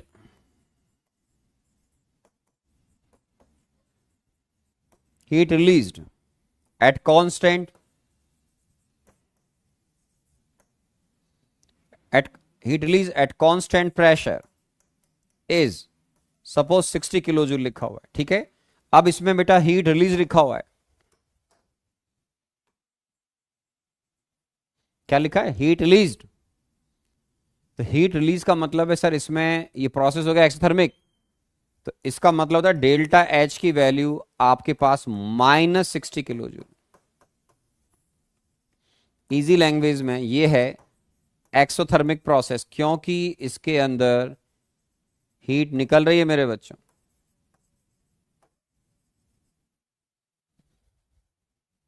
ठीक है, तो जो कभी भी अगर आप यहां पर केमिकल इक्विलिब्रियम पढ़ोगे अभी मेरे साथ, भगवान ने चाहा तो, क्योंकि मेरी उम्र तो बहुत लंबी है, मैं ऐसा मान के चलता हूँ 30-40 साल अभी और जीऊंगा, 30 साल तो मान के चलो आप, है ना। तो हम जो केमिकल इक्विलिब्रियम पढ़ेंगे उसमें भी एंडोथर्मिक एक्सोथर्मिक रिएक्शन आएंगे। तो डेल्टा है जहां जहां प्लस लिखा हो, समझ जाना, जहां जहां प्लस हो कि एंडोथर्मिक प्रोसेस है, रिएक्शन है। जहां जहां डेल्टा है जो माइनस लिखा हो, समझ जाना वहां पर आपकी वो रिएक्शन है, प्रोसेस एक्सोथर्मिक है। ठीक है, तो ये हिंट दिया कि भाई कभी भी पढ़ो तो देखो रिएक्शन है, एक वेसल में कांस्टेंट प्रेशर पे हो रही है, वो उस रिएक्शन में अगर हीट एब्जॉर्ब हो रही है तो एंडोथर्मिक रिएक्शन, हीट इवॉल्व हो रही है मेरे बच्चों तो इसका मतलब एक्सथर्मिक रिएक्शन है। इसके बारे में आपको अभी थोड़ा सा आगे कहां पर पढ़ा दूंगा, केमिकल इक्विलिब्रियम में आ जाएगा। एटॉमिक स्ट्रक्चर का अगला टॉपिक केमिकल इक्विलिब्रियम में होता है हमारा। ठीक है, तो उसमें भी कोई दिक्कत वाली बात नहीं है। ठीक है, ये हो गया सर। हाँ, एक बच्चा बोला एंडो या एक्सो, नेगेटिव पॉजिटिव, ये लिखा हो, पढ़ ले, इसी ऐसे डिसाइड करते हैं। ठीक है ना, ठीक है ना, ठीक है, चलिए ठीक है ना। अब देखो एक बच्चा देखो ये बोल रहा है, इसका मतलब लेक्चर ढंग से पढ़ना नहीं है, रिवीजन करना नहीं है। मेरे लेक्चर में 4-4 बार आपको मिलेगा। एक बच्चे ने देखो क्या लिखा है, सर एक डाउट है, जब एनर्जी का फॉर्मूला -13.6 आता है तो कभी कभी 13.6 क्यों ले लेते हैं। देख लो आ गया ना, न ढंग से पढ़ना है। मैं डांट नहीं रहा उस बच्चे को, मेरे को इसकी मासूमियत पे तरस आ रहा है कि इसने लेक्चर में कम से कम 5-6 बार ही बात आई है कि एनर्जी का फॉर्मूला -13.6 Z² होता है। पर जब आप डेल्टा ई निकालोगे तो आपकी नोट्स में, आप मेरी रिकॉर्डिंग सुनो, 5 बार आया होगा कि इलेक्ट्रॉन को जब भी नीचे से ऊपर ट्रांसफर करोगे, मतलब ग्राउंड स्टेट से या लोअर जी स्टेट से किसी हायर जी स्टेट पर ट्रांसफर करोगे तो डेल्टा ई प्लस होगा, आपको एनर्जी देनी पड़ेगी।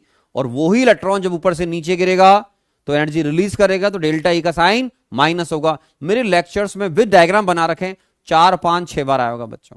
इसलिए मैं ऑनलाइन में मतलब ज्यादा इंटरेस्ट नहीं रखता हूं। क्यों, बच्चों को पढ़ना है नहीं, सिंसियरली रिवीजन कम करने होते हैं। तो मुझे बड़ा अजीब सा लगता है कि यार बच्चे जो है वाकई में सिंसियर एस्पिरेंट नहीं आईआईटी, ये जानते नहीं भी आईआईटी एडवांस क्या होता है। जब आएंगे वहां तक तो उनको पता लग जाएगा बेटा ऐसे ऐसे पढ़ेंगे तो कुछ नहीं होने वाला है ना। तो जाग जाओ मेरे मोहन प्यारे, थोड़ा सिंसियरली लेक्चर्स को सुनो, नोट्स बनाओ। नोट्स नहीं बनाओगे तो इनकी फील नहीं आएगी कभी भी। ये मेरी क्लास में जो बच्चे सिंसियर बैठे हुए हैं वो खुद सोचें कितनी बार क्लास में बोला होगा, डायग्राम बना के दिखाया है कि कब एनर्जी एब्जॉर्ब होती है, कब एनर्जी इवॉल्व होती है। उसके बाद ये ऐसे लिखते हैं, गॉड ब्लेस यू मेरे प्यारे बच्चे, भगवान तुम्हें सुखी रखे। ये आ गया बच्चे, आगे बढ़ते हैं। अब सर क्या होता है कि बॉन्ड एनर्जी, जैसे मान लो कोई रिएक्शन हुई, सपोज करो आपके पास कोई ए बॉन्ड है या कुछ और भी ले सकते हैं, मान लो H2 ले लो, Cl2 ले लो, जो तुम्हें अच्छा लगता हो। सपोज H2 लिया, अब H2 गैस को आपने ब्रेक करा 2Hg में। इजी लैंग्वेज में आपने HH का बॉन्ड है, इसको ब्रेक करा Hg और Hg में। ठीक है मेरे बच्चों, Hg में और Hg में। तो यहां आप बॉन्ड तोड़ रहे हैं मेरे बच्चों, तो इसको ऐसे लिखा था डेल्टा RH। सपोज ऐसे लिखा x किलोजूल पर मोल, क्या लिखा जाएगा बेटा, x किलोजूल पर मोल। ठीक है ना, देखो आप x किलोजूल पर मोल, ये आ गया। तो डेल्टा x हो गया x किलोजूल पर मोल। आराम से देख लीजिए। हा जिया आजिम एक लिखते, सर हम सिंसियरली पढ़ते हैं, वेरी गुड। ठीक, क्यू हीट को रिप्रेजेंट करता है बेटा। एक ने पूछा सर क्यू क्या है, बेटा क्यू हीट को रिप्रेजेंट करता है, लिखा था ना अभी। देखो यही तो प्रॉब्लम है बेटा, अभी बोला ना, ये देखो क्यूपी लिखा हुआ है, heat evolve absorb eight constant pressure. Q heat, आप जिस वेसल में रिएक्शन करवाओगे मेरे बच्चों, उससे हीट, वो उस रिएक्शन में हीट एब्जॉर्ब होगी, इवॉल्व होगी, लिखा हुआ था बेटा सब कुछ, फिर भी आप ऐसे ही बोल रहे हो।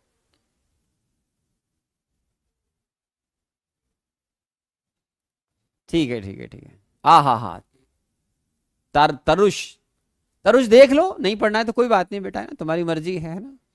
तुमको कब से लग गया कि तुम बहुत इंटेलिजेंट हो बेटा, है? अगर डाउट अच्छा है तो बताने में मजा आता है, लेकिन बच्चे वही पूछते हैं जो क्लास में लिखा होता है, बोर्ड पे लिखा हुआ है। जैसे कोई भी सर 4-4 बार बता चुके क्लास में, तो उसको कैसा लगेगा, आप सोच करके देखो।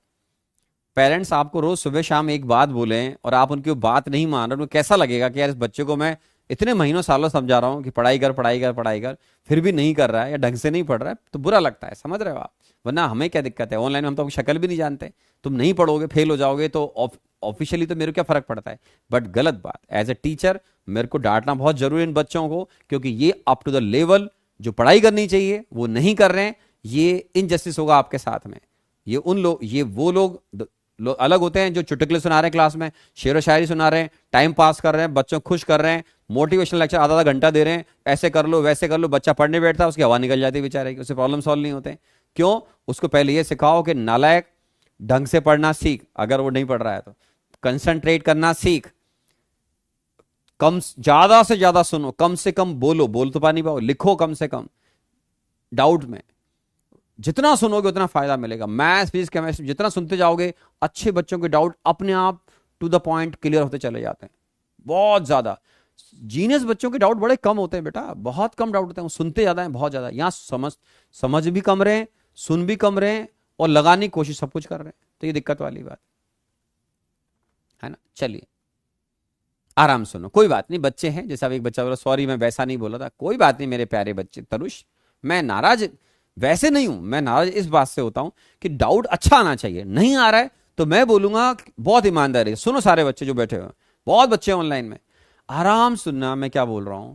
तुम एक काम करो, जो भी सर आपको फिजिक्स केमिस्ट्री मैथ्स में पढ़ा रहे हैं, मेरी बात सुनना आराम से, आप उनकी सारी बातों को ढंग से सुनो, जो नोट्स दे रहे हैं उनको लिख लो, उनको रिवाइज कर लो, और जो प्रॉब्लम बोल रहे हैं वो कर लो। आपका जेई मेन प्लस एडवांस में सिलेक्शन 100% कंफर्म है। बस केवल अपने हेल्थ का ध्यान रखना, ठीक है ना। 100 बातों की एक बात, ठीक है। हीट रिलीज, अब अच्छा ये दीदी ने पूछा था क्यों हीट को रिप्रेजेंट करता है बेटा, और सुने, हाँ अब सुने सर। डेल्टा आर एच मतलब, delta R H nothing, enthalpy change in reaction,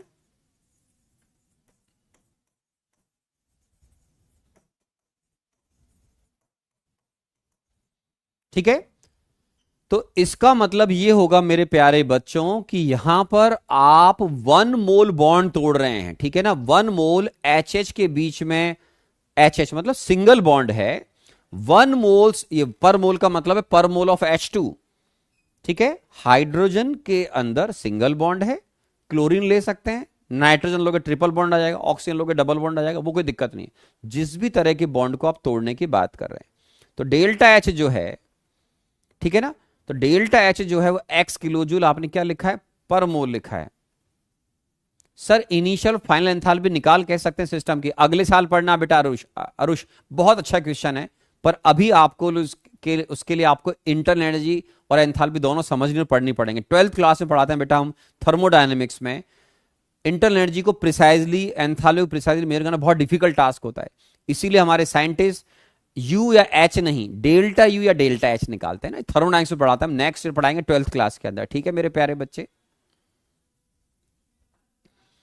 और सर एआई अंदर, ये ऑनलाइन बच्चे बहुत बातें करते हैं, अंडर 100 में लाने के लिए क्या करना है, 10 में क्या करना है, 1000 में क्या करना है। अरे जो बोला वही करना है यार, जो बोला वही करना है। क्या बोला, फिजिक्स केमिस्ट्री मैथ्स में जो भी सर पढ़ा रहे हैं, पहले तो ये देख लो कि उन्होंने कभी टॉपर्स पढ़ा रखे हैं, ये बड़ा इंपॉर्टेंट सा पार्ट होता है। भले ही वो बहुत विद्वान होंगे, लेकिन एक एक्सपीरियंस है टॉपर से ग्रूम करने का, ठीक है। कभी आए कभी नहीं आए कोई बात नहीं, साल में कभी आ रहे हैं कभी नहीं आ रहे हैं, कभी बढ़ रहे हैं कभी घट रहे हैं, कोई बात, वो पार्ट है लाइफ का। लेकिन सीनियर फैकल्टी जो भी पढ़ा रहे हैं आपको, ऑनरेबल फैकल्टी, कोई सा भी इंस्टीट्यूट हो, कोई भी ऑनलाइन कोर्स हो, कोई भी ऑफलाइन कोर्स हो, क्या बोला आज मैंने, वो क्या बोल रहे हैं उसको मैक्सिमम से मैक्सिमम सुनो, फिर उनके नोट्स बनाओ, उनको रिवाइज करो, और जो होमवर्क वो दे रहे हो सारा करते जाओ। आपका मुझे लगता है कि जेई मेन एडवांस में सिलेक्शन आना चाहिए। हाँ, अगर टीचर ने जेई एडवांस के लेवल तक नहीं पढ़ाया, वो आपका गलती नहीं है। आप ही गलती नहीं कैसे पता लगेगा, उसके लिए टेस्ट पेपर करो आप, जो आपके इंस्टीट्यूट के, और अगर आपने कोई ऑनलाइन क्लासेस या कहीं आपने मान लीजिए पैरेलल में कुछ ज्वाइन कर रखा है, टेस्ट सीरीज ज्वाइन कर रखी है मान लो, तो आप ये देखो कि वो जो सर पढ़ा रहे हैं उससे जेई के पिछले 5, 10, 15 साल के जो क्वेश्चन है उसमें आपका कोर्स कवर हो रहा है, थ्योरी कवर हो रही है, आपको आइडिया लगना शुरू हो जाएगा, है ना। क्योंकि कई जगह अनफॉर्चुनेटली भाई इंसान है, सब सीखते हैं मेरे प्यारे बच्चों। अब कई टीचर्स डेवलप हो रहे हैं टाइम के हिसाब से, तो कुछ हो सकता है उतने लेवल तक ना पहुंच पाते हो, तो whole life is learning process. आप भी सीखो, मेरी जिंदगी निकल गई सीखते सीखते, मैं रनिंग को करते करते सालों हो गए। आज ही मुझे लगता है कि वर्ल्ड क्लास रनर को देखता हूं, उनसे मैं सीखता हूं, अपनी स्पीड बढ़ा रहा हूं। पिछले लगभग 1-2 सालों में मैंने अपनी स्पीड लगभग लगभग जो है मेरे बच्चों क्या बोलना चाहिए, लगभग 40 मिनट पर फुल मैराथन मैंने इंक्रीज कर ली। तो whole life is learning process. सीखो। मुझे आज भी लगता है मुझे ज्यादा रनिंग नहीं आती है, जबकि आप किसी से मिलोगे और आप बोलोगे कि हमारे सर 42 किलोमीटर पौने 4 घंटे के अंदर अंदर खत्म कर देते हैं। इंडिया में 6 घंटे मिलते हैं किसी फुल मैराथन में, वर्ल्ड में कहीं भी जाओगे जनरल मैराथन में 6 घंटे मिलते हैं 42 किलोमीटर दौड़ने के। अब आप किसी को बोलोगे हमारे सर तो पौने 4 घंटे के अंदर ही कर देते हैं, कभी 3:41 कभी 3:36। तो इसका मतलब है वो, अगर इंसान अच्छा रनर होगा तो बोलेगा आपके सर सही दौड़ते हैं इस उम्र में, वेरी नाइस, नॉट गुड बोलेगा वेरी गुड और एक्सीलेंट। समझे? तो मैं सीख रहा हूं, आज भी सीख रहा हूं। सीखते रहिए, आप भी मुझसे सीखो, फिजिक्स में सीखो, मैथ्स में सीखो, जहां भी जिससे भी पढ़ रहे हो, है ना। सुनो ज्यादा, अपनी वाली कम लगाओ।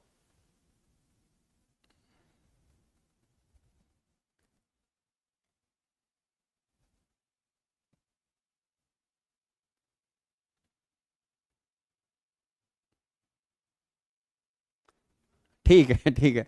तरुष बोल रहा है सर अब इस उम्र में आप स्पीड क्यों बढ़ा रहे हो? अरे मेरी उम्र ही क्या है, नालायक बदतमीज इंसान। मैं तो अभी बहुत छोटा हूं, मेरे पापा मम्मी के लिए मैं भी बच्चा हूं। आपसे फिर जेलसी फील होती है, आप स्पीड बढ़ा रहे हो। ठीक है ना? हाँ हाँ, है ना, कोई बात नहीं। नहीं नहीं, गुरु से जेलेसी नहीं होनी चाहिए। गुरु से सीखा जाता है, गुरु से इंस्पायर्ड हुआ जाता है। पापा मम्मी आपके जो सबसे पहले गुरु थे बचपन में, उनसे सीखा जाता है, उनसे जेलेसी नहीं रखनी होती गुरु। अरे बड़ी अच्छी बात बोलता हूं, तुमने सुना भी होगा। जीवन में 3 व्यक्ति, मैंने पहले बोला हुआ है क्लास में, पापा मम्मी और गुरु। ये 3 व्यक्ति इस धरती पे ऐसे व्यक्ति हैं जो आपकी प्रोग्रेस से कभी नहीं चलेंगे, हमेशा खुश होंगे। हमें ऑलवेज पापा मम्मी और गुरु, 3 बोल रहा हूं बस। चौथे की गारंटी नहीं मेरी, चौथे की मेरी कोई गारंटी नहीं है, आपके कोई और रिलेटिव हो। पापा मम्मी गुरु, ये 3 धरती पर ऐसे इंसान हैं जो आपकी प्रोग्रेस से खुश होंगे, है ना। तो जेलेसी ना रखें, थॉट पॉजिटिव रखें। ओके, अब सुने भाई साहब, ये एक्स किलो जूल पर मोल का मतलब होता है बेटा बॉन्ड तोड़ोगे तो 1 मोल बॉन्ड तोड़ने की एनर्जी है मेरे बच्चों, ये क्या? Delta H. आराम से सुने। तो एंथैल्पी चेंज इन रिएक्शन इसको बोल रहे हैं मेरे बच्चों, बहुत बढ़िया। ओके, और आप ऐसे बना दीजिए, इसका मतलब हो गया ये रिएक्शन फोटोकेमिकल हो गई। इसको एक डेफिनेट एनर्जी का फोटोन या रेडिएशन एब्जॉर्ब करेगा, को एब्जॉर्ब करेगा बॉन्ड और तोड़ेगा। अगर किसी बॉन्ड को टूटने के लिए जो एनर्जी चाहिए मेरे बच्चों वो नहीं मिली, नहीं मिली, या तो वो बॉन्ड नहीं टूटेगा। तो हम किसी भी बॉन्ड को तोड़ने की जो एनर्जी है, आराम से सुने, उसे कैसे अप्लाई करते हैं कॉन्सेप्ट को बता रहा हूं मैं। बॉन्ड एनर्जी का डेटा होता है बेटा 1 मोल के लिए, जैसा यहां देखो bond energy, H H bond तोड़ रहे हो, आराम से देखो।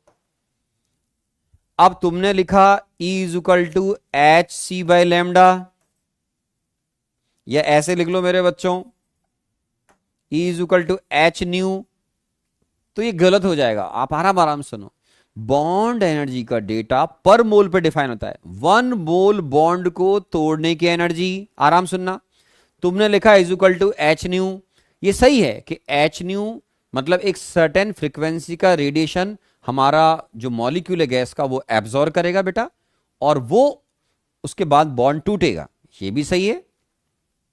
अब इसमें जब आप एच एच बॉन्ड को तोड़ने की बात कर रहे हैं तो E =h/ν। अब ये तो एक फोटोन की एनर्जी हुई ना, एक फोटोन की एनर्जी हुई। आपको कितने मोल बॉन्ड तोड़ने? 1 मोल। तो इसको मल्टीप्लाई करोगे आप किससे? Na से। Na का मतलब एवोगैड्रो नंबर, या कांस्टेंट बोल लीजिए। अब ये वैल्यू क्या हो गई? या तो Na लिखो, h/ν नहीं तो sc/λ बोलेगा एग्जामिनर, तो sc/λ। तो ये हो गया bond enthalpy of HH is equal to this.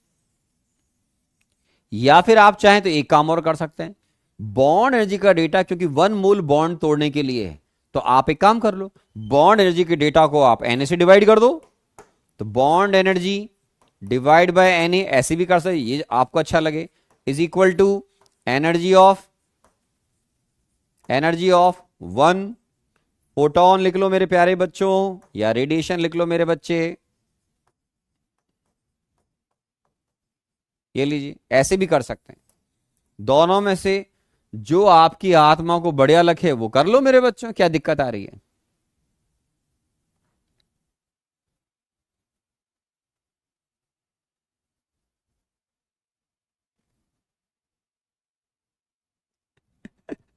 अभी बोला था मैं थोड़ी देर पहले, एक बच्चा बोल रहा है सर 1 महीने का बैकलॉग हो गया है, कैसे पूरा करूं प्लीज रिप्लाई।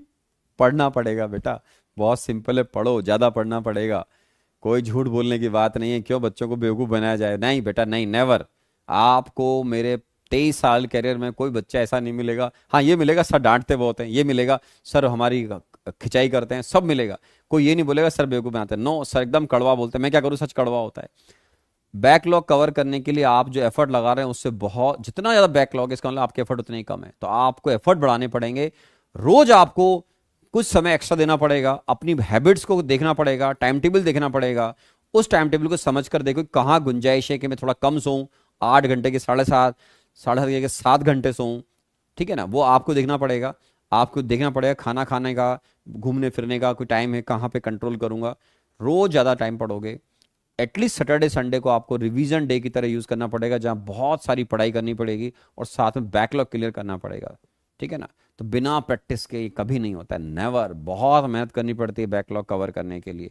आपको पढ़ाई के अलावा और कुछ सूझना ही नहीं चाहिए, तब कवर होगा। सच बात तो यही, ठीक है। ठीक है बेटा, देख लिया। अब आगे बढ़ते हैं मेरे बच्चों, हमें ये कॉन्सेप्ट अब समझ में आ जाना चाहिए। ओके, बॉन्ड टूट रहा है, कैसे टूट रहा है, फोटोन से टूट रहा है, सारी बातें हो गई। तो आप जब एच एच बॉन्ड को तोड़ेंगे तो किस फ्रीक्वेंसी का रेडिएशन, वेवलेंथ का रेडिएशन चाहिए, वो यहां से निकलता है मेरे बच्चों, ठीक है। एनर्जी चाहिए, कहां से आएगी, फोटोन से। एक फोटोन की energy is equal to h, नहीं 1 मोल के लिए एन इंटू समथिंग, हो गया। आपके शीट में जो न्यूमेरिकल दे रखे हैं या एटॉमिक को जब लिंक करते हैं इन चीजों से तो आराम सॉल्व हो जाएंगे। मैं आपको प्रॉब्लम करवाता हूं मैं।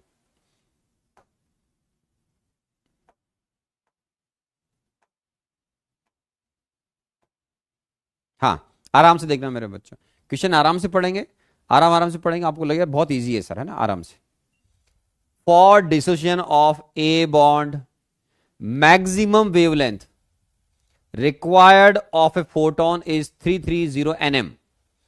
तो मेरे बच्चों जो लैम्डा है, एक तो ध्यान रखना, वो लिखा हुआ मैक्सिमम, तो ये है आपका 330 nm का मतलब हो गया बेटा 330 इंटू 10⁻⁻⁹ और एक बात ध्यान रखना, लैंग्वेज जो ई होता है वो होता है एच सी बाय लैम्डा। ये मैक्सिमम होगा मेरे बच्चों, तो ये ऑब्वियसली मिनिमम होगा।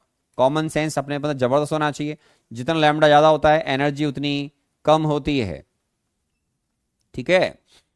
तो जहां हम बोलते हैं कि मैक्सिमम वेवलेंथ का रेडिएशन चाहिए, वहां बोलते हैं मिनिमम एनर्जी की रिक्वायरमेंट क्या है। किसी भी बॉन्ड को तोड़ने के लिए मान लो 80 किलो जूल की एनर्जी चाहिए, तो 80 चलेगा, 80 ज्यादा चलेगा, कम नहीं चलेगा, कम से बॉन्ड नहीं टूटता है, ऑलवेज रिमेंबर, ठीक है।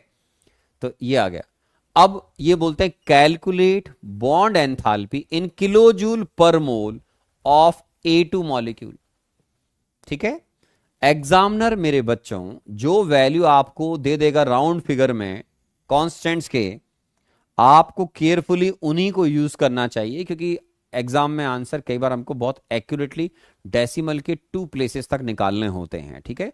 तो जो डेटा एग्जामिनर प्रोवाइड करे उसी को यूज करिए, ठीक है।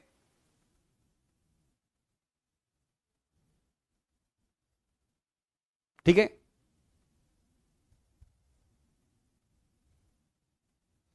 क्या है सर, मैं आजकल रोज 3-4 घंटे की क्वेश्चन प्रैक्टिस करता हूं, वेरी गुड। क्या इसमें और मेहनत करने की, प्लीज रिप्लाई, स्लीप आवर भी कम ही है सर, सिर्फ मेहनत करता हूं।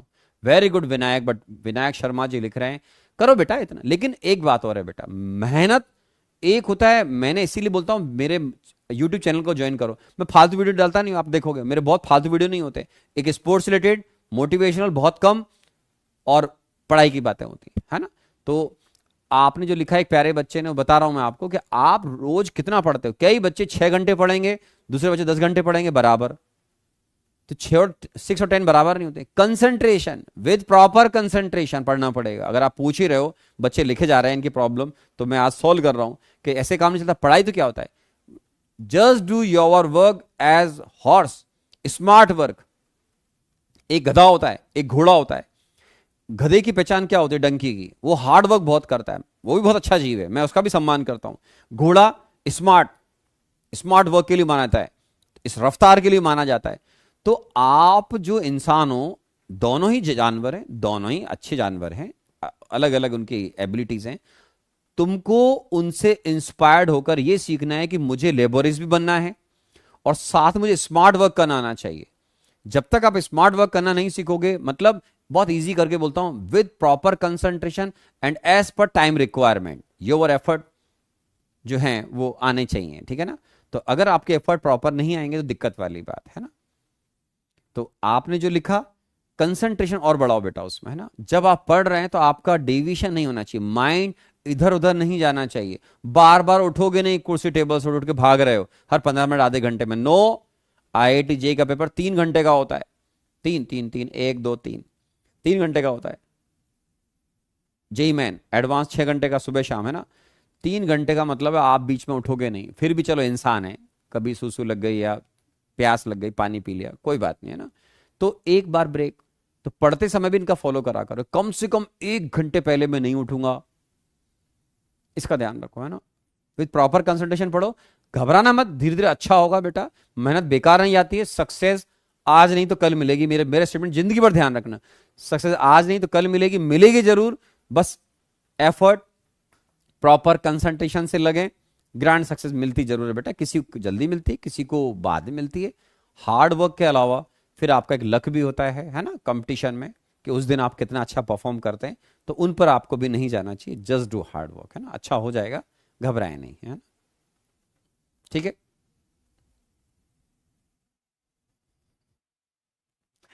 ये बच्चा कोई क्रिएटिव बच्चा है, तरुष राय। डोंक हॉर्स बनना है, डोंक हॉर्स बनना है, हाँ। इंस्पायर्ड होना है। देखो सुनो, कोई भी जानवर खराब नहीं था, उसकी अपनी विशेषताएं होती हैं। हम इंसान हैं, हम बहुत सुपीरियर हैं। तो हमें उन किसी से अगर सीखने का मौका मिल रहा है तो सीखो, क्या दिक्कत है। मैं पैंथर से सीखता हूं कि बहुत फास्ट मूव करना आना चाहिए आपको मैराथन में। कभी ट्रैफिक ज्यादा है, कभी कहीं कम है, फट फट कट कट करके निकल जाओ। अपने बॉडी फिगर को मेंटेन करो। आप नोट करो पैंथर में और अगर आप नॉर्मल लॉइन वगैरह में देखोगे तो हेल्थ का फर्क होता है। रनिंग फास्ट के लिए, जिगजैग दौड़ने के लिए आपकी थोड़ा वेट कम होना चाहिए, वेट कम कर रखा है, समझ रहे हो।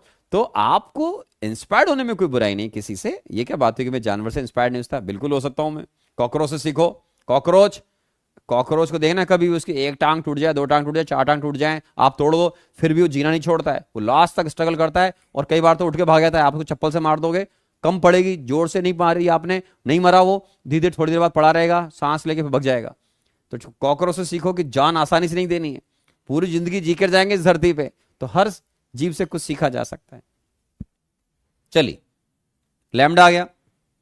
आज ज्यादा बच्चों ने क्वेश्चन पूछ ले दूसरे वाले पढ़ाई के अलावा है।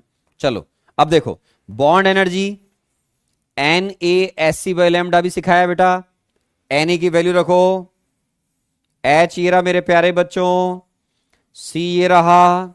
लैम्डा को कन्वर्ट करना पड़ेगा मीटर में, क्योंकि ये जूल सेकंड में होता है। ऑलवेज रिमेंबर, वेलोसिटी मीटर पर सेकंड में जाएगी, वेवलेंथ मीटर में जाएगा, और अगर न्यू है तो वही सेकंड इनवर्स में जाएगी फ्रीक्वेंसी, ठीक है। हाँ, अब हो गया मेरे प्यारे बच्चों। तो इसको सॉल्व करोगे तो यार बेटा 36 इंटू 10⁴ जूल पर मोल। इसको 1000 डिवाइड कर दो, 360 किलो जूल पर मोल। कितना आएगा? 360 किलो जूल पर मोल। मतलब 1 मोल ए के बीच में सिंगल बॉन्ड है। 1 मोल बॉन्ड को तोड़ने के लिए मेरे बच्चों आपको 360 किलो जूल एनर्जी सप्लाई करनी पड़ेगी। ऐसे बोल लीजिए, इतनी हीट कांस्टेंट प्रेशर पर आपको इसको देनी पड़ेगी, ठीक है। ठीक है, हो गया मेरे बच्चों,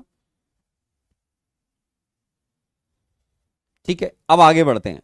हमारा अब तक एटॉमिक स्ट्रक्चर का जो जनरल पार्ट है, न्यूमेरिकल बेस पार्ट है, वो सारा खत्म हो चुका है। अब जो पार्ट आएगा वो डिफिकल्ट होता है, काफी डिफिकल्ट पार्ट माना जाता है नॉर्मल बच्चों के लिए।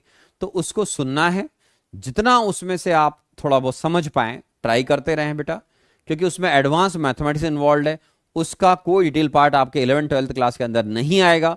तो कुछ इंफॉर्मेशन को केवल याद करना पड़ेगा हमको, है ना, जिसको मैं थोड़ा थोड़ा 1 2 3 लेक्चर लूंगा, आपको आराम आराम से सिखाऊंगा। एक सर थे श्रोडिंजर सर, इन्होंने advance mathematics, high grade computers को यूज करते हुए, एडवांस मैथमेटिक्स को यूज करते हुए इन्होंने अपना एक अलग इंटरप्रिटेशन दिया एटम के बारे में, एक तरीके से, एक अलग तरीके से काफी कुछ इंटरेस्टिंग बातें बोली जो नील बोर सर से मैच नहीं कर रही थी, है ना। तो इन्होंने, जो श्रोडिंजर सर ने बोला था कि डी ब्रोगली ने बोला मैटर के या मूविंग पार्टिकल का भी ड्यूल नेचर होता है, इलेक्ट्रॉन का भी ड्यूल नेचर होता है। Schrödinger sir considered wave nature of electron and electron has wave nature due to its high velocity or less mass।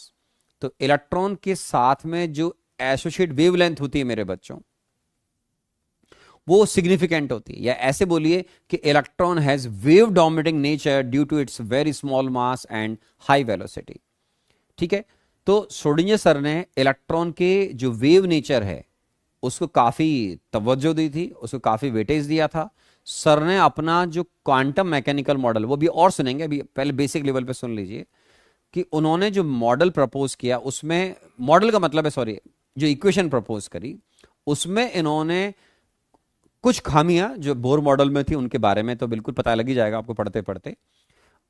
उन्होंने बताया कि सर किस तरीके से एटम के अंदर इलेक्ट्रॉन वेव चलती है, इलेक्ट्रॉन वेव चलती है, मतलब इलेक्ट्रॉन जब चल रहा है तो उसके साथ में जो वेवलेंथ एसोसिएटेड है उसके बारे में इंफॉर्मेशन सर ने दी मैथमेटिकली। बहुत difficult equations, partial differential equation जिसको बोलते हैं second order partial differential equation, उसको यूज किया। तो आपको सीखना नहीं है, केवल सुनना है कि ये स्टोरी क्या है, ये इक्वेशन क्या है बस, और उसमें किसको क्या बोलते हैं, दैट्स ऑल। ठीक है, तो आप सुने श्रोडिंगर सर ने जो सेकंड ऑर्डर की डिफरेंशियल इक्वेशन थी वो प्रपोज की थी मेरे बच्चों। यस, इसको बोलते हैं quantum mechanical model of an atom. ये बाद में बात करेंगे, अभी पहले इसको सुन ले आराम से, श्रोडिंगर वेव इक्वेशन। ठीक है ना, क्वांटम का मतलब क्या होता है आपने सुना हुआ है, जैसे हम बात कर रहे थे कि सर क्वांटाइज होता है, एनर्जी क्वांटाइज होती है, क्वांटम क्या होता है उसे पढ़ा हुआ है आपने ना। तो इनकी जो थ्योरी थी, इनसे पहले जो साइंटिस्ट ने प्लांक्स क्वांटम थ्योरी आपने पढ़ ली, जिसमें आपने बोला था कि एन की वैल्यू 1 2 3 4 होंगी, समथिंग लाइक दैट, है ना। श्रोडिंगर ने अपनी जो वेव इक्वेशन प्रपोज करी थी, मैं पहले उस पर बात करता हूं कि ये आपको सेकंड ऑर्डर डिफरेंशियल इक्वेशन है। क्यों? इसमें आप साई को, जिसको वेव फंक्शन बोलते हैं, कहीं लिखा होगा वेव फंक्शन बोलते हैं, इसको 3 axis, x y z axis पर इलेक्ट्रॉन की पोजीशन चेंज होती है। ये हर व्यक्ति को समझ में नहीं आएगा, डिफिकल्ट पार्ट है, इक्वेशन सुननी है, उसको याद करना है बस, दैट्स ऑल। समझना भी नहीं होता है क्योंकि अभी आपको पार्शियल डेरिवेटिव्स नहीं आते हैं, सेकंड ऑर्डर तो बहुत दूर की बात है ना, तो टेंशन नहीं लेनी है, बस सुनना है। मैं जो हल्का सा बता रहा हूं उसको सुनते जाइएगा, तो जाकर अगले लेक्चर तक इसको थोड़ा बहुत लिंक कर पाएंगे अपन, है ना। इसमें इक्वेशन में m मास ऑफ इलेक्ट्रॉन है, h प्लैंक्स कांस्टेंट, बाकी आप समझते हैं, E ये टोटल एनर्जी होगी जो इलेक्ट्रॉन के साथ में एसोसिएट होगी, V पोटेंशियल एनर्जी होगी, और इसमें जो ये लिखा हुआ है ये है del square psi upon del x square, del square y upon del square psi upon del y square, del square psi upon del z square. ये क्या मतलब होता है इसका बता रहा हूं मैं आपको, बहुत इजी करके बोलता हूं कि जब आप साई का एक्स के साथ में वेरिएशन देखेंगे तो इसको बोलते हैं del psi by del x. In terms of partial derivative बोलते हैं, जब आप डिफरेंशिएट करते हो आप बोलते हैं d psi by d x. तो पार्शियल डेरिवेटिव ये सब फिजिक्स में, मैथ्स में कभी थोड़े बहुत ही आएंगे, ज्यादा डिटेल में तो ये भी नहीं आएंगे आईआईटी के हिसाब से। तो ये इसका इजी लैंग्वेज मतलब है, जब मैं एक्स में चेंज करूंगा तो एक्स में चेंज करने से साई के साथ में क्या चेंज आएगा, variation in psi with respect to x. Psi क्या बेटा? Wave function. और सुनते जाएं, अगर आपने इसको एक बार और डिफरेंशिएट किया तो इसका मतलब होता है डेल साई या del by del x, del psi upon del x. जिन बच्चों को बिल्कुल भी डिफरेंशियल इंटीग्रेशन याद, उनको सुनना ही नहीं है, यूं मान के चलो आप, ये थोड़ा सा अलग पार्ट है ना, इसमें केवल इक्वेशन याद करनी। इसका मतलब होता है कि आप साई को एक्स के रेस्पेक्ट में उसका जो पार्शियल डेरिवेटिव लिया आपने, उसको दोबारा से डिफरेंशिएट कर रहे हैं इजी लैंग्वेज में, मतलब सेकंड डेरिवेटिव बोलना चाहिए, डिफरेंशिएट कर रहे हो तो 2 बार करो। यहां पार्शियल डेरिवेटिव को बोलते हैं टेक्निकली ऐसे बोलना चाहिए, जनरल लैंग्वेज अलग होती है। सेकंड ऑर्डर, जैसे आप देखो second differential derivative of psi with respect to x. Second derivative मतलब जो आपने साई का एक्स के साथ में वेरिएशन लिया, उसको दोबारा से एक्स के साथ में कंसीडर करना है। बहुत देसी लैंग्वेज में बोल रहा हूं। टेक्निकल लैंग्वेज में जैसे हम दो बार किसी फंक्शन को डिफरेंशिएट करें, बहुत इजी लैंग्वेज में करके बात कर रहा हूं मैं आपसे, है ना। तो ये जो श्रोडिंगर वेव इक्वेशन है वो ये है। अब सवाल ये उठता है कि हम इक्वेशन याद कर लेंगे, तो साई क्या है सर, साई क्या है? तो सुने, साई को बोलते हैं वेव फंक्शन। अब सवाल उठता है कि वेव फंक्शन क्या होता है? श्रोडिंगर वेव इक्वेशन जो मैथमेटिकल इक्वेशन जिसको आपको सॉल्व नहीं करना है, ना आप कर सकते, ठीक है।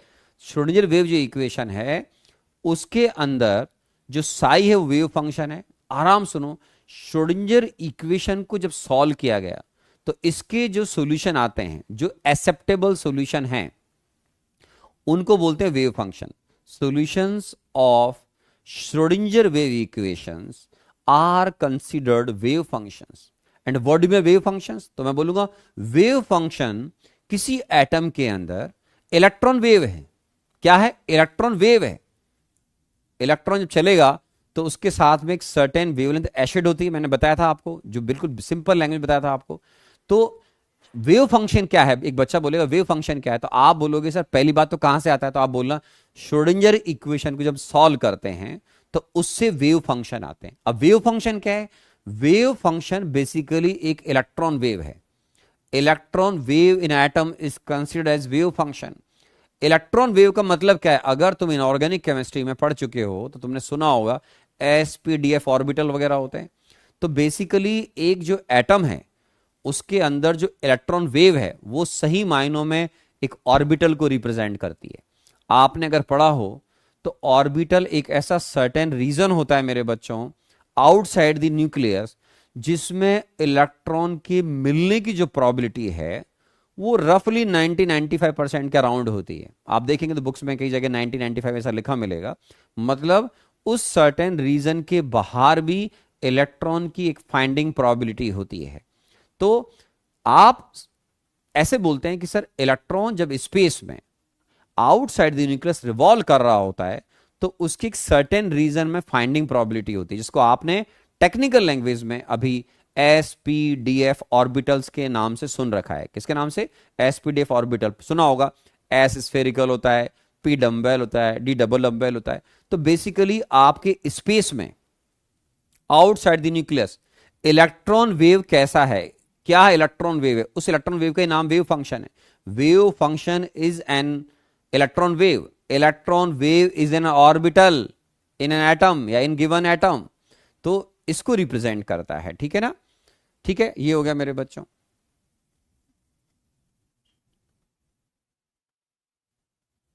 ओके, अब सुने आराम से।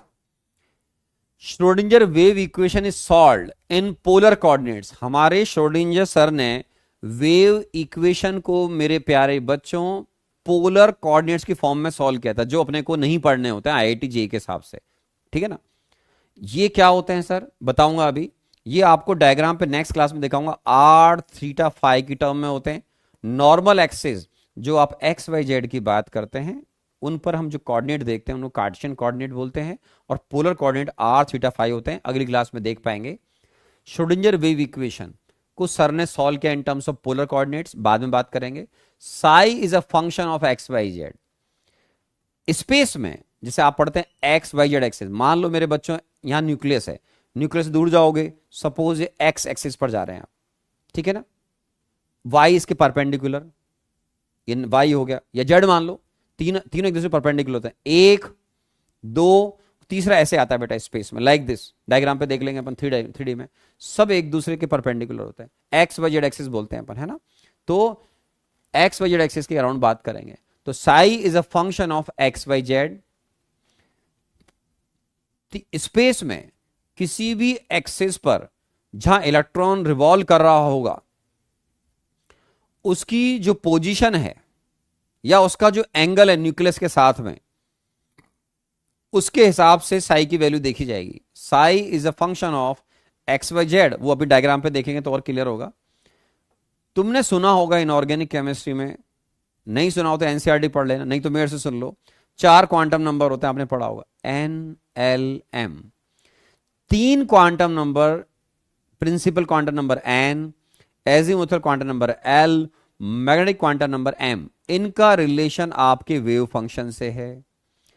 इजी लैंग्वेज में, आपको अगर एटम एटम के अंदर इलेक्ट्रॉन प्रेजेंट है, उसकी एक कंप्लीट इंफॉर्मेशन चाहिए, तो आपको श्रोडिंगर वेव इक्वेशन के अकॉर्डिंग 3 क्वांटम नंबर चाहिए।